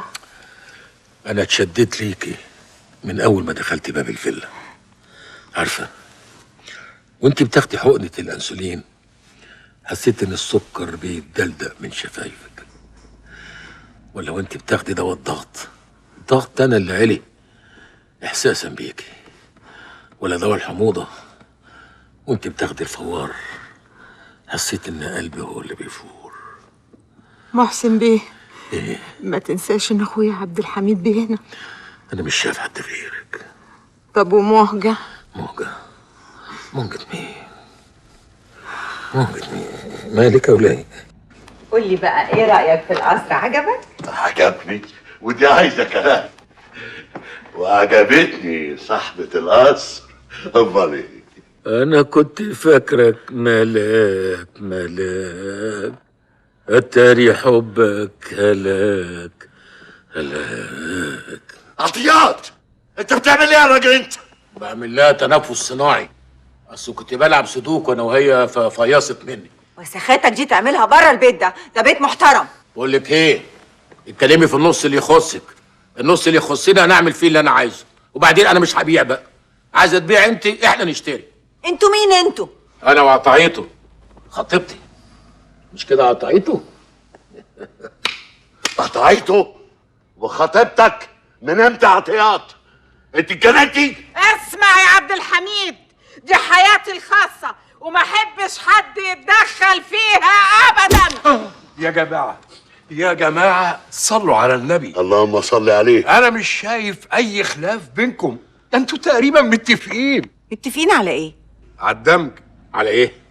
انتوا لو عملتوا دمج بين شركاتكم هتبقوا اكبر قوة اقتصادية في البلد كلها. ولا ايه يا نبيل بيه؟ HMAA جروب. عملتم دمج بين شركتكم وشركات عبد الحميد الانفوشي وعطيات الانفوشي. في مشروع جواز كمان، يعني دمج اقتصادي على عائلي.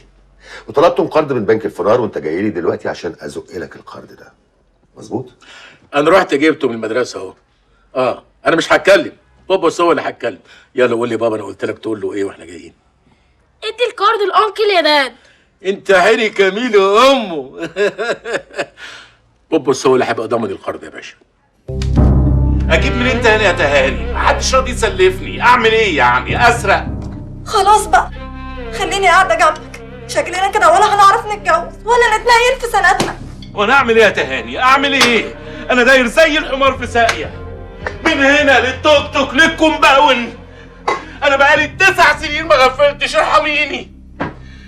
انا بنام وانا واقف يا تهاني. اعمل لي قهوه يا رافض. حاضر يا باشا. واخرتها يا رافض؟ خليتها اولع في نفسي عشان اخلص من العيشه واللي عايشينها. انا اللي طهقت لما انت مش قد انك تحب وتتجوز. كنت بتقعدني جنبك. بقول لك يا تهاني انا مش ناقص. ولا انا ناقصه يا اخي. انا كرهت عشت بسببك 9 سنين. 9 سنين مرميه جنبك ومستنياك. كل يوم تقول بكره نخلص، بعده نخلص، وما بنخلص.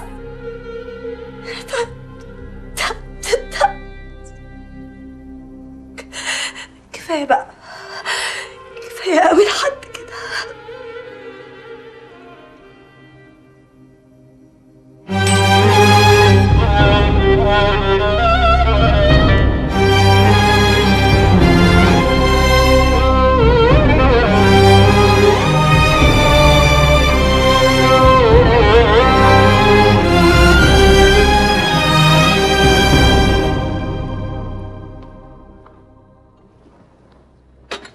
انت زعلتها ليه يا رأفت؟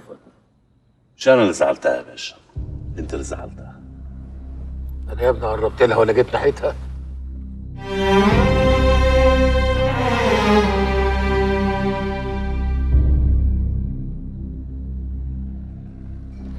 انتوا اللي عملتوا فينا كده يا باشا. الفلوس اللي انتوا غرقانين فيها دي فلوسنا احنا. نشفتوها يا باشا، وصمصتوها. انا كنت بحبك يا باشا، والله كنت بحبك، بس لما عشرتك عرفتك على حقيقتك. انت واللي زيك السبب في اللي احنا فيه ده يا باشا.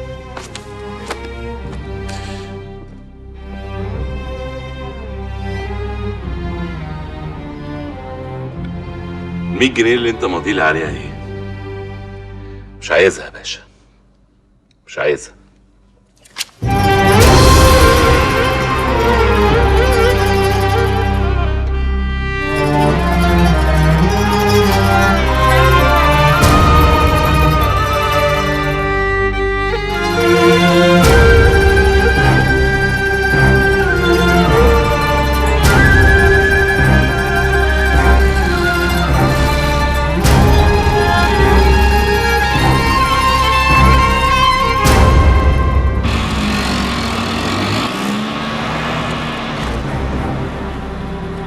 ايه اللي وقفهم هنا دول؟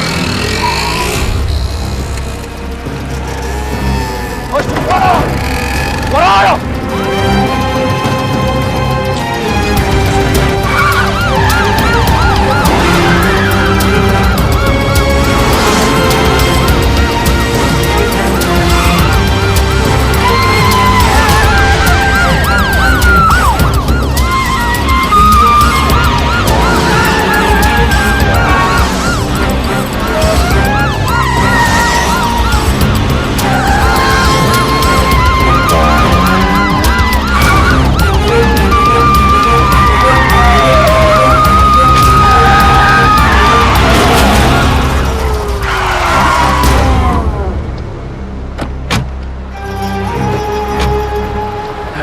يا باشا تعالى بتهرب من الكمين؟ لا يا باشا. هربان من قضايا يالا؟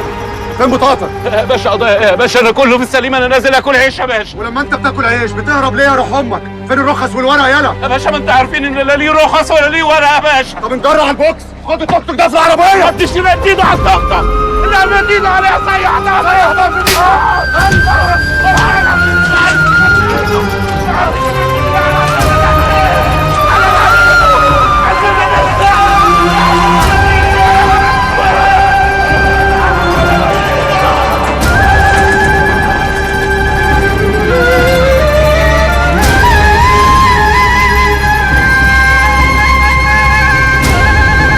أنا رأيي إن إحنا نعمل أول وأكبر وأضخم شركة استثمار عقاري في الشرق الأوسط. واخد بالك يا حاج عبد الحميد؟ طبعا، بس يا اخوانا واحنا فرحانين كده بالدمج، مش عايزين ننسى الاكل. الاكل يبرد ولا ايه يا موه؟ موه الكابوريا المخليه دي بقى مزاجها عندي يا عطعط. عايزك لما نتجوز ما تتقطعش من البيت، ها؟ وانا هشليها لك بايديا يا ميسو. بايديك بايديك بيدا هم يا جامد. فتفتيها له ببقك واديها له عشان سنانه، ها؟ اعملي حسابك شهر العسل هنقضيه كله في كأن على اليخت بتاعي يا روحي. احنا من هنا على لبنان على طول، ننزل بالطياره على المستشفى. انا دكاتره التجميل هناك قالوا لي ممكن يحطوا لك وش غير الوش ده خالص. كل مصري ينادي انا من كل بلادي، قلبي يميني فؤادي، روحي فداء اوطاني. يا جمالك يا دلالك، انا نفسي اشعر بحنانك. تحترم نفسك يا اخي وتقعد بادبك. ترضى ان انا اعمل في اختك كده؟ ليه لا؟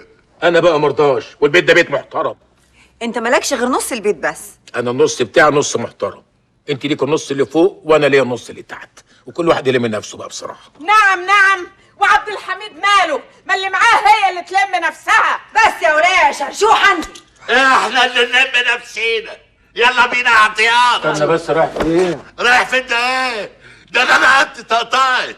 انا اللي غلطان يا فرع انت، ما هو الشغل لازم يبقى فيه طقطقه. انا اللي غلطان اللي حطيت. بس عشان نتحاسب والعمليه ما تجيش كده اصلا. عشان انا حطيت ايدي في ايد واحد زي رايح فين يا عبد الحميد؟ استنى بس، هو في شغل من غير طقطقه؟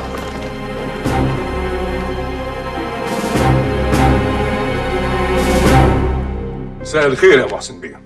خير يا سياده اللواء، انتوا مش خدتوا القصر والشركات وكل حاجه؟ عايزين مني ايه تاني؟ انا مش جاي عشانك يا محسن بيه، انا جاي لعبد الحميد الانفوشي والست عطيات اخته. ايه، طلعوا متعسرين هم كمان؟ لا، انا سبت الاموال العامه من الحركه اللي فاتت. امال فين دلوقتي سيادتك؟ مباحث المخدرات.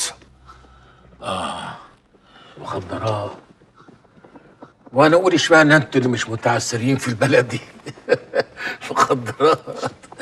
يلا حبيبي، قطعيته.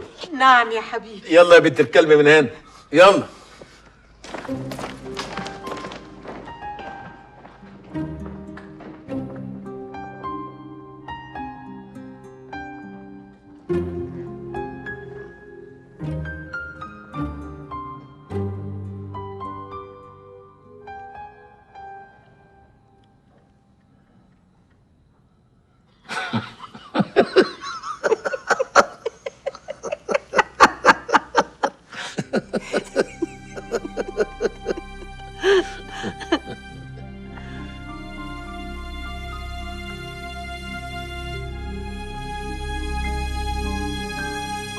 الحقني يا ام حسن بيه، قابضين على رأفت وخدوه على الاسم. ايه اللي حصل فيها تاني؟ ابوس ايدك، ابوس رجلك تساعدني. لو رأفت ما طلعش انا مش هسامح نفسي ابدا. والنبي يا بيه، والنبي انا ماليش غيره في الدنيا.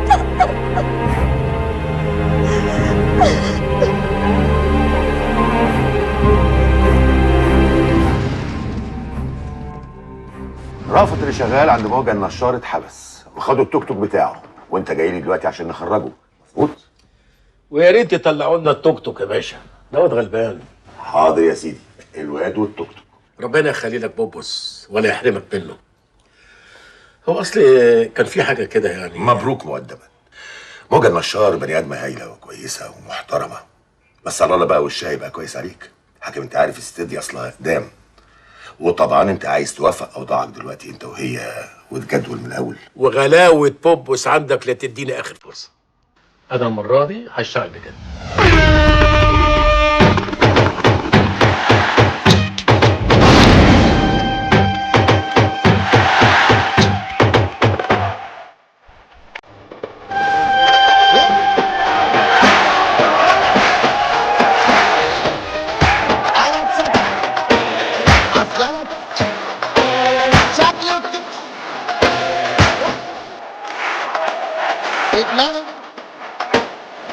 بقول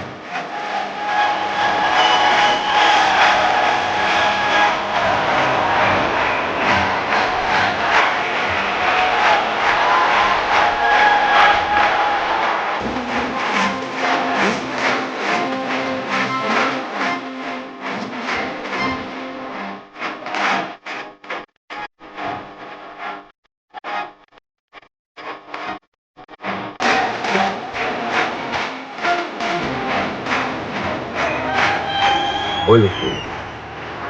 ما يلا يلا ايه؟ نتجوز.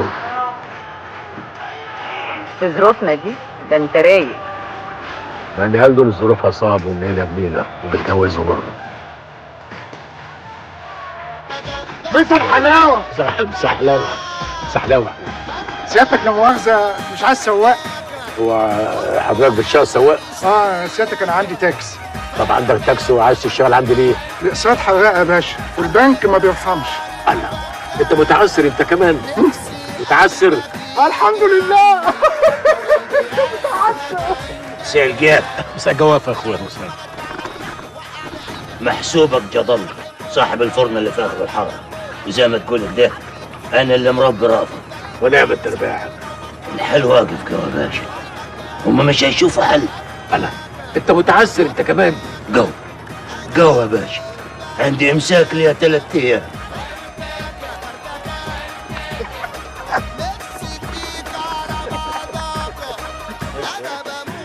مساء الفل. هو فين الفل ده يا باشا؟ صحيح مفيش فل لا. ولما انت مش شايف فل بتقول لي ليه مساء الفل؟ شايفها مزحزحه، شايفها مخدره، شايفها بتنتر. يا عم انا اسف ما كانتش كلمه. بقى جاي تقول لي انا مساء الفل؟ ليه؟ شايفني رايق، شايفني مزقطط، مش ساكي عينه، الله بتحزم وبرقص. خلاص يا سيدي حقك عليا، وانا جبت سيره امك؟ انا بقول لك مساء الفل وكمان بتقولها في وشي. بلاش مساء الفل، مساء الزفت على دماغك ودماغ اللي جابك. يا رب طول ما انت ماشي في الشارع الناس كلها تقول لك مساء الفل، لغايه تبقى عريان بلبوس معضم يجي لك عزريل ياخد روحك يقول لك مساء الفل، يطلعوك على جهنم تلاقي بعرور مستنيك هناك يغني لك مساء الفل. لا ده انت قصدها بقى. اوعى على النبي، ده فرح عقبال عندك وبعدين الباشا ضيف عندنا عشان خاطر اهدى اهو. ده مساء الفل. يعني خلاص خلصت يا باشا، جابوا ترفه. ربنا ينتقم منه. اللي قدامك ده رئيس عمال قد الدنيا، كنت شغال عند الجدع الحرامي شيخ المنصر اللي اسمه محسن الداوي. قمت من نومي فجأة لقيتهم رافديني انا ويجي 3000 عامل زي خرب بيوت يا باشا، شردونا يا باشا، اكلونا لحم ورمونا عظم.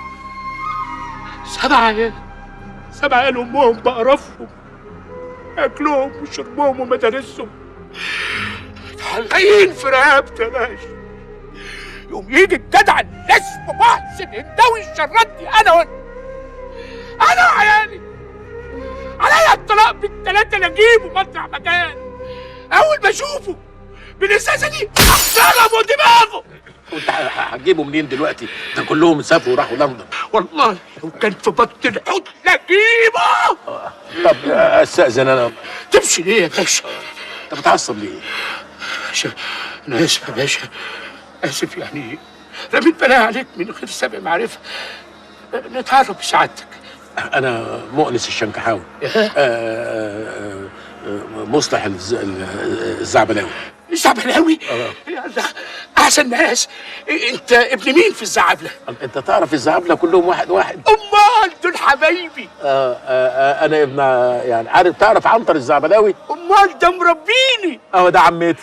ايه عمتك؟ قصدي يعني واخد عمتي مع عمتي من الزعبله برضه، عنتر وزعبله. يلا بينا. لا يومك شباب، تعرفش مكان محسن هنداوي؟ اول ما هشوفه هعرف هو فين، حاجه اقول لك على طول. يا رافت والنبي ما انت ماشي. نسمع سلام لراجل الاعمال الكبير اللي شرفنا وحضر فرح النهارده اهو.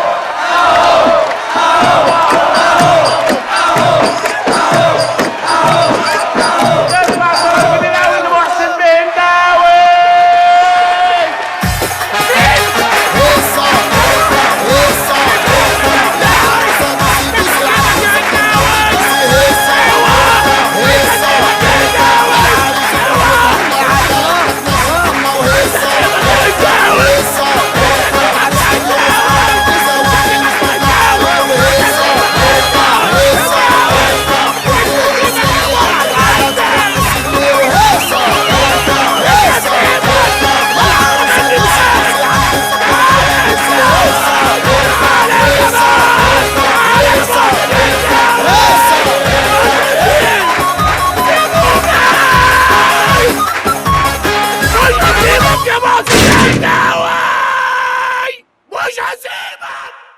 الجو هدي الظاهر.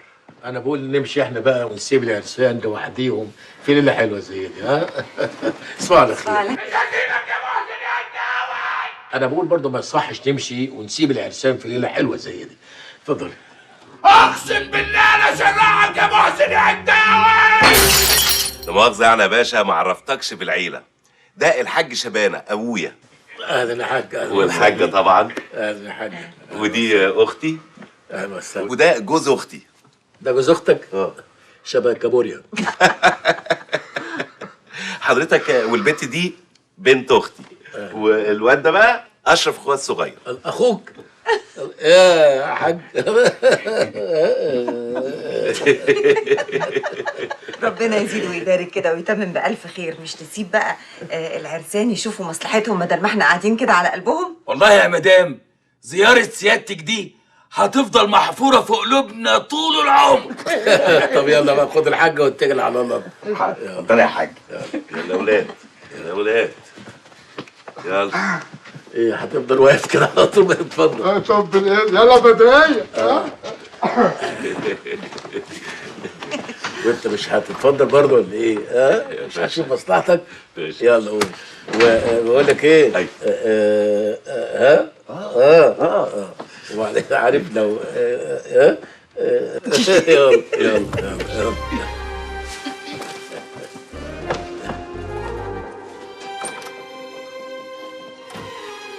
واحنا مش هنشوف مصلحتنا برضه ولا ايه؟ طب احنا في ايه ولا في ايه بس؟ واحنا بنعمل حاجة غلط؟ احنا مش مخطوبين لبعض. لا مؤاخذة يا محسن بيه، أصل مش جايلي نوم. لا السهر وحش علشانك، خش نام يا حاج. الفكرة يا محسن بيه، أصل كنت عامل استبدال معاش وكانوا بيخصموا مني 15 جنيه كل شهر. جم الشهر ده ما ادونيش العلاوة. معلش، خد يا عم شبانة، تعال.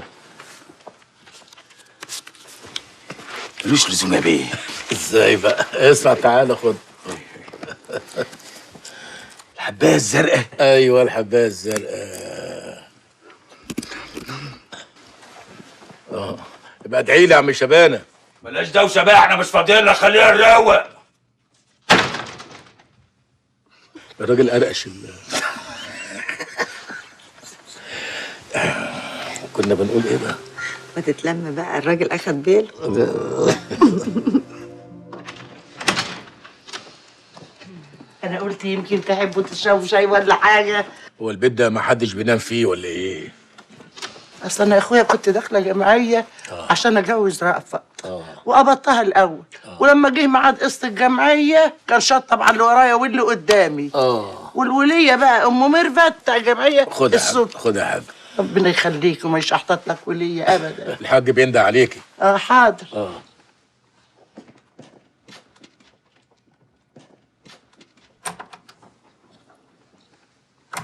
عايز الصاية. عايز ايه؟ الصاية. وانت هتطير علينا؟ روح اتصرف في الحمام اجري ويلا عشان تنام عشان المدرسه الصبح. انا مش هروح المدرسة تاني، ليه؟ اصل ما دفعتش المصاريف ولو رحت هيمشوني. ده احنا بنتقلب هنا.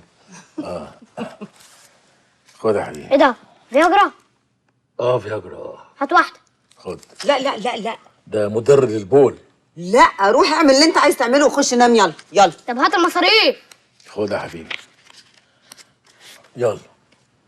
التصيرة راحت، التصيرة راحت، التصيرة راحت. التصيرة راحت، التصيرة راحت، التصيرة راحت.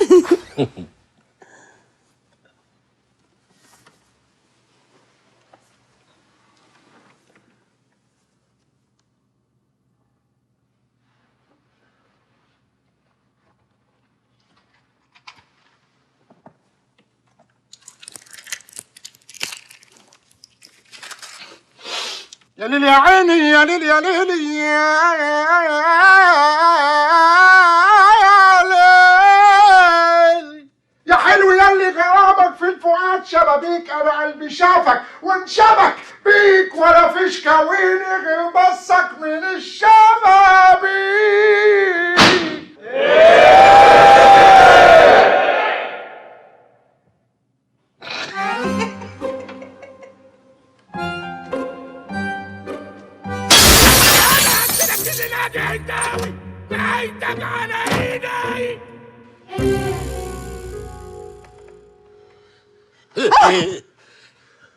فين تراخر؟ ده ايه الليله السوداء المنيله ب60 نيله دي؟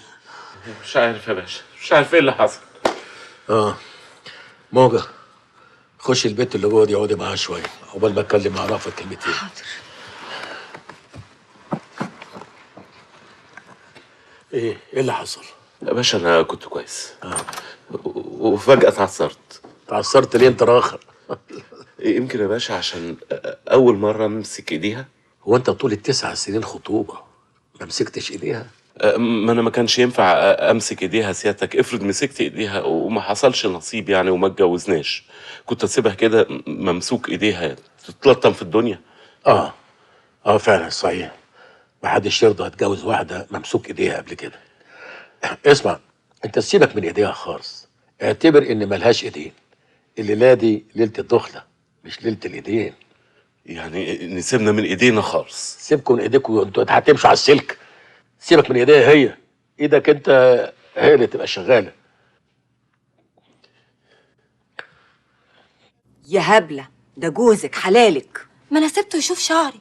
يا سلام، يعني انت عايزه تفهميني 9 سنين ما امسكش ايدك، ما بسكيش، ما حضنكيش، ما عملش اي حاجه؟ انا لا والله عمري ابدا. جاتك خيبه، جاتك نيله يا هبله. ده عايز نقلع هدومي. هعمل كده فعلا يا باشا؟ اقعد بس اقعد، انت اتخضيت كده ليه؟ الله، هو انا بغشك؟ بديك وصفه غلط؟ هو ما فيش غير كده. ايوه يا باشا، يعني بص واحضان كده على طول. على طول ازاي؟ لازم نسخن الاول. ندخلها في المود، تغمز لها بعينك، تلعب لها حواجبك، تضربها بايدك كده ضربه خفيفه على اي حته يعني. انت مستلوح ليه كده؟ دخليه في المود، ضحكه مايسه. حركه صايعه. الاغراء مش عري، الاغراء بصه. اهم حاجه العري. بصات ايه؟ لازم تقلع ملط يا باشا. بس يعني ده مش حرام يا باشا. حرمت عليك عيشتك اذا كنت انا سخنت وانا بتكلم. تعرفي ترقصي؟ اظن مفيش ست ما بتعرفش ترقص. انا ما بعرفش ارقص. وانا بقول لك اعملي له استعراض يا بت انتي. طب شفتي روبي والعجله؟ ليه داري كده؟ هو انا داري كده. طب هايفه وشاجي؟ ما شفتش الكلاب بتعمل ايه مع بعض في الشارع؟ اسمع، انا هخش انا وموجه في الاوضه، وانت هات هاني واقعد بره هنا. شكلك كده هتاخد وقت عقبال ما تفهم ومعطر الاوضه على الفاضي. بص اسمع، خد حبايه من دول هتعمل معاك شغل. لو ما عملتش شغل ارمي عليها اليمين واخلص من الموال ده. ارمي اليمين على مين سيادتك؟ ارمي على موجه وابعت لي تهاني. هي ليله سودا. رأفت عايزاك. البيت ده عايز له مصنع فياجرا. فكيها بقى. حاضر. انت ايه اللي جابك؟ انت مش قلت لي تعالى؟ انا قلت عايزه رأفت. رأفت. مساء الخير. مساء النور. ممكن تبطلوا بقى لعب العيال ده؟ تعالى نام جنب مراتك. انت رايح فين؟ مش بتقولي تعالى نام جنب مراته؟ بقول لك ايه، زي ما فهمتك. حاضر. يلا يلا يلا.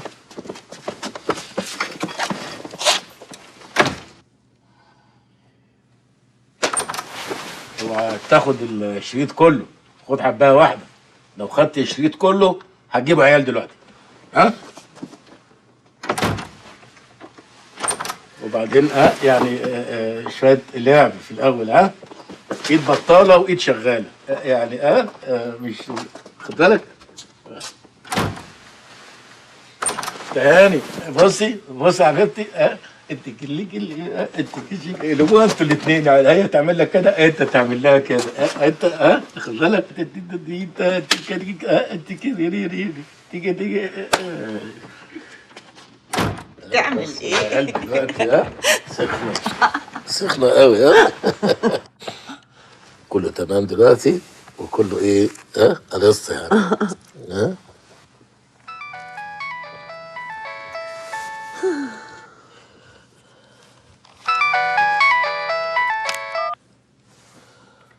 ايوه يا باشا، ابن حلال مصفي. انا في بقى تاتا. وبتحضر فرح رأفت على تهاني وما تقدرش تنزل عشان في ضرب نار تحت. بس ما تقلقش، الحكايه دي هتنتهي دلوقتي حالا. بس انا كنت عايزك في موضوع كده 5 دقايق مش اكتر. حاضر يا باشا حاضر. خلاص الدولة هتخلص كل حاجة تحت واحنا ايه هنروح بقى.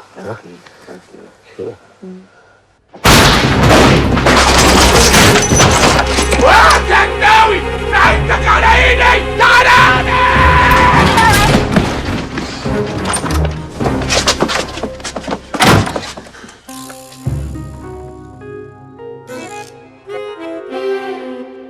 انت قلت لها ايه؟ انا ما قلتش كده خالص. هي دماغتهم بقت عامله كده ليه؟ مش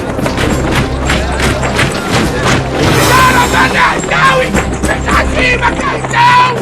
مش هسيبك يا هنداوي. اقسم بالله ما هسيبك يا هنداوي. بتتعامل بالحكومه خليها تنفعك. اوعى مش هسيبك يا هنداوي. خلاص يا ولي، خلاص يا ولية، كفاية كده قوي. احنا كنا فين؟ ده كده رضا قوي. عايزك تسمعي المنطقة ان احنا جامدين قوي. ماشي يا محسن يا هنداوي. ماشي يا محسن يا هنداوي. ماشي يا محسن يا هنداوي. مساء الفل. مفيش فل. مفيش فل. مش هسيبك. مش هسيبك يا محسن يا هنداوي.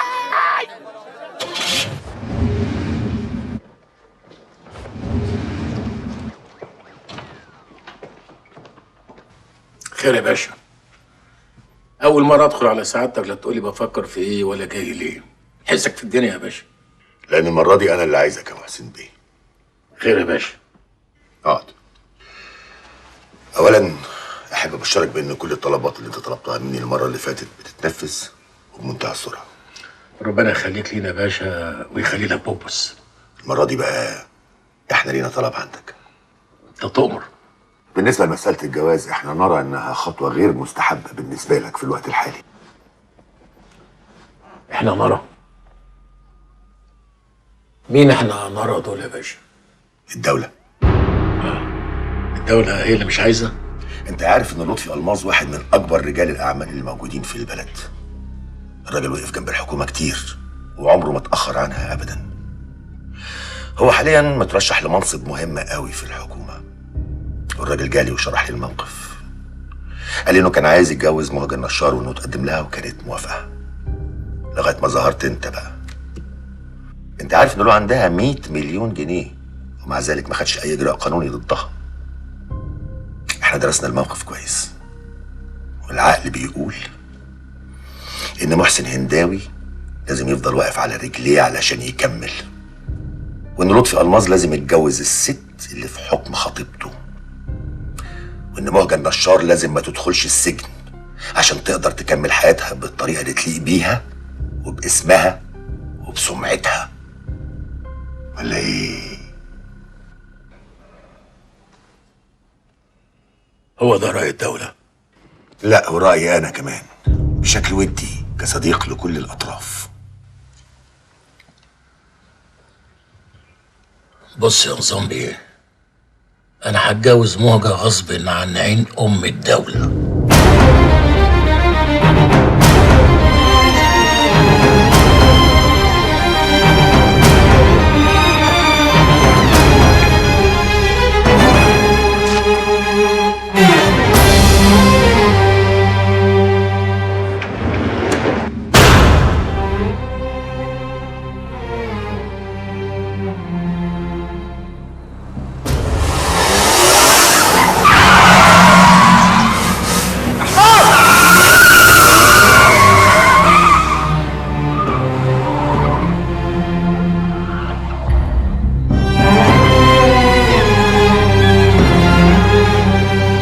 اتأخرت كده ليه؟ قلقان عليك طول الليل، مال وشك متغير؟ كلمتك في التليفون 100 مرة ما ردتش عليا، ما تكلمني يا محسن، في ايه؟ حصل حاجة؟ ايوه يا راجل. انا كنت واثقه انك ما نمتيش. الف مبروك يا موها. لطفي كمان ما كانش عارف ينام ابدا. اصله لما عرف الحقيقه بقى اتصرف على طول. هو اللي خلصك من الراجل الواطي اللي اسمه محسن هنداوي. انت رايح فين؟ انا ماشي. وسايبني؟ انا سايب البلد كلها. كله عشان اتجوز لطفي الماظ، مش كده؟ بص يا موجة، انت مش حمل السجن ولا حمل النوم على البلاط، ولا انا كمان.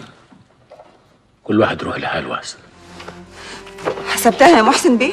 انا ما حسبتهاش علشاني، انا حسبتها علشانك انت. انا جيت بوصلك كل حاجه. انا همشي، المركب لما تغرق كله بينط منها. وانت بقى عايز تمشي لوحدك وتسيبني؟ سيبيني في حالي يا موجة، الدولة لسه نايمة ما صحيتش، خليني اطلع منها على خير. رجلي على رجلك.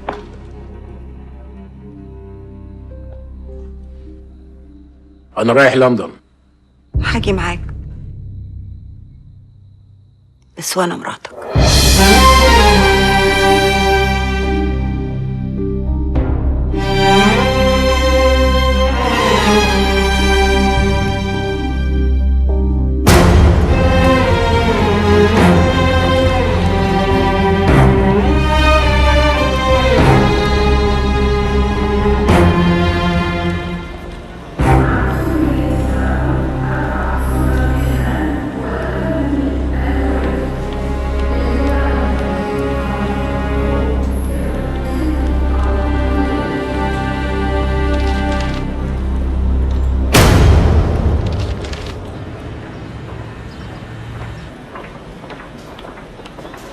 محسن بيه هنداوي، اتفضلوا معانا. محكمة! حكمت المحكمة حضوريا على المتهمة مهجة عرفة النشار بالسجن 7 سنوات مع الشغل، وعلى المتهم محسن محمود هنداوي بالسجن 15 سنة مع الشغل والنفاذ. رفعت الجلسة.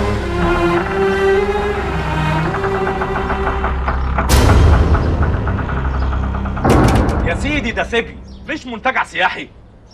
دول طلبوا موبايلات دخلنا لهم، بلازمات، لابتوب، ده احنا اشتركنا لهم في النت.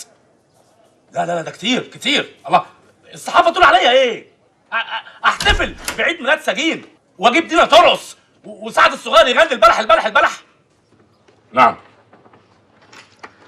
اؤمر يا محسن بيه. انا عامل اضراب وببلغ حضرتك رسميا بكده. اضراب؟ ايوه. اشمعنى انا اللي مش هعمل اضراب؟ اي حد بيعمل اضراب بيبقى له طلبات. ايه اللي ناقصك؟ يا سيدي الطلبات جاهزه، ده قانون حق المسجون. شوف يا سيدي، انا معلم عليه بالقلم الاحمر. من حق اي مسجون متزوج ان يرتقي بزوجته اللقاء الشرعي مره كل 45 يوم، يعني 8 مرات في السنه. انتوا ليكوا عندي 10 سنين سجن، انا ليا 80 مره. احنا نقسمها بقى، بدل ما يبقوا 80 مره على 10 سنين نضربهم في شهر واحد ونخلص. انا هروح فين ما انا عندكم؟ انت بتقول ايه؟ ده سجن محترم مش شقه مفروشه. طيب انا بحملكم المسؤوليه كامله. انا هبلغ جميع جمعيات حقوق الانسان، هبلغ جمعيات الدفاع عن بتاعت سجناء الرأي. مين؟ سجناء الرأي. هوصلها للأمم المتحدة، هبلغ أوباما شخصيا. حرام عليكم. أنا بعمل حاجات ما عملتهاش من أيام ما كنت في الإعدادية. حرام. من أيام ما كنت في الإعدادية ما كنتش بعمل حاجات. خلاص فهمت. بقوم كل يوم الصبح. فهمت مش كده. تمام يا فندم. الاستاذ عبد المنصف والاستاذ لبيب المحامي بيستاذنوا سعادتك في الدخول يا فندم. خليهم يخشوا. امرك يا فندم. وانت بتعمل ايه؟ اهو حجه في الشؤون القانونيه. انا ليه الحق اعمل اضراب ولا لا؟ اضراب ايه يا محسن بيه؟ الف مبروك. لجان البنوك وافت على مشروع الجدولة، والسيد النائب العام اصدر امره بالافراج عنك. وعادي قرار النيابه بالافراج. وموجه خرجت بالسلامه النهارده الصبح، ورايحين دلوقتي اجتماع عند نظام بيه عبد الدايم، عايز يقعد معاكم. سك على الاضراب يا باشا. الظاهر انها تسويق شامله. كان لازم الدوله تعمل كده، كده الناس تعرف تشتغل.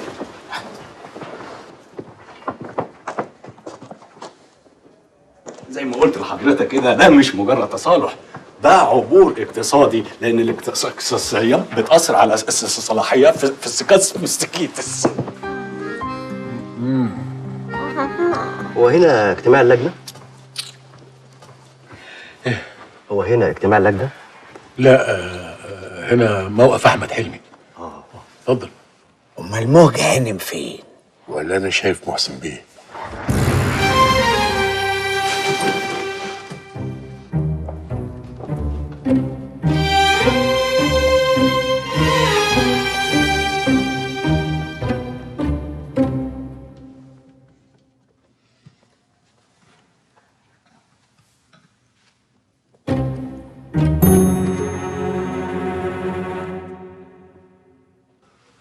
ده مش نظام.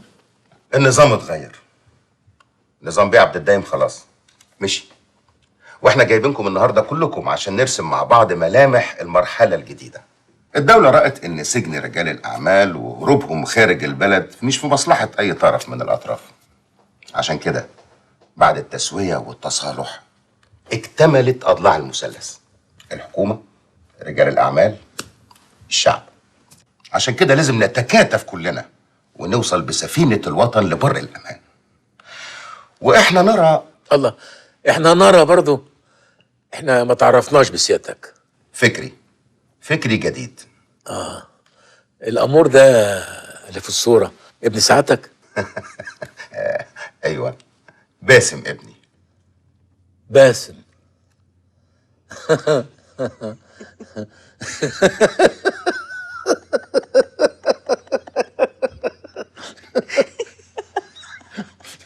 بوبس.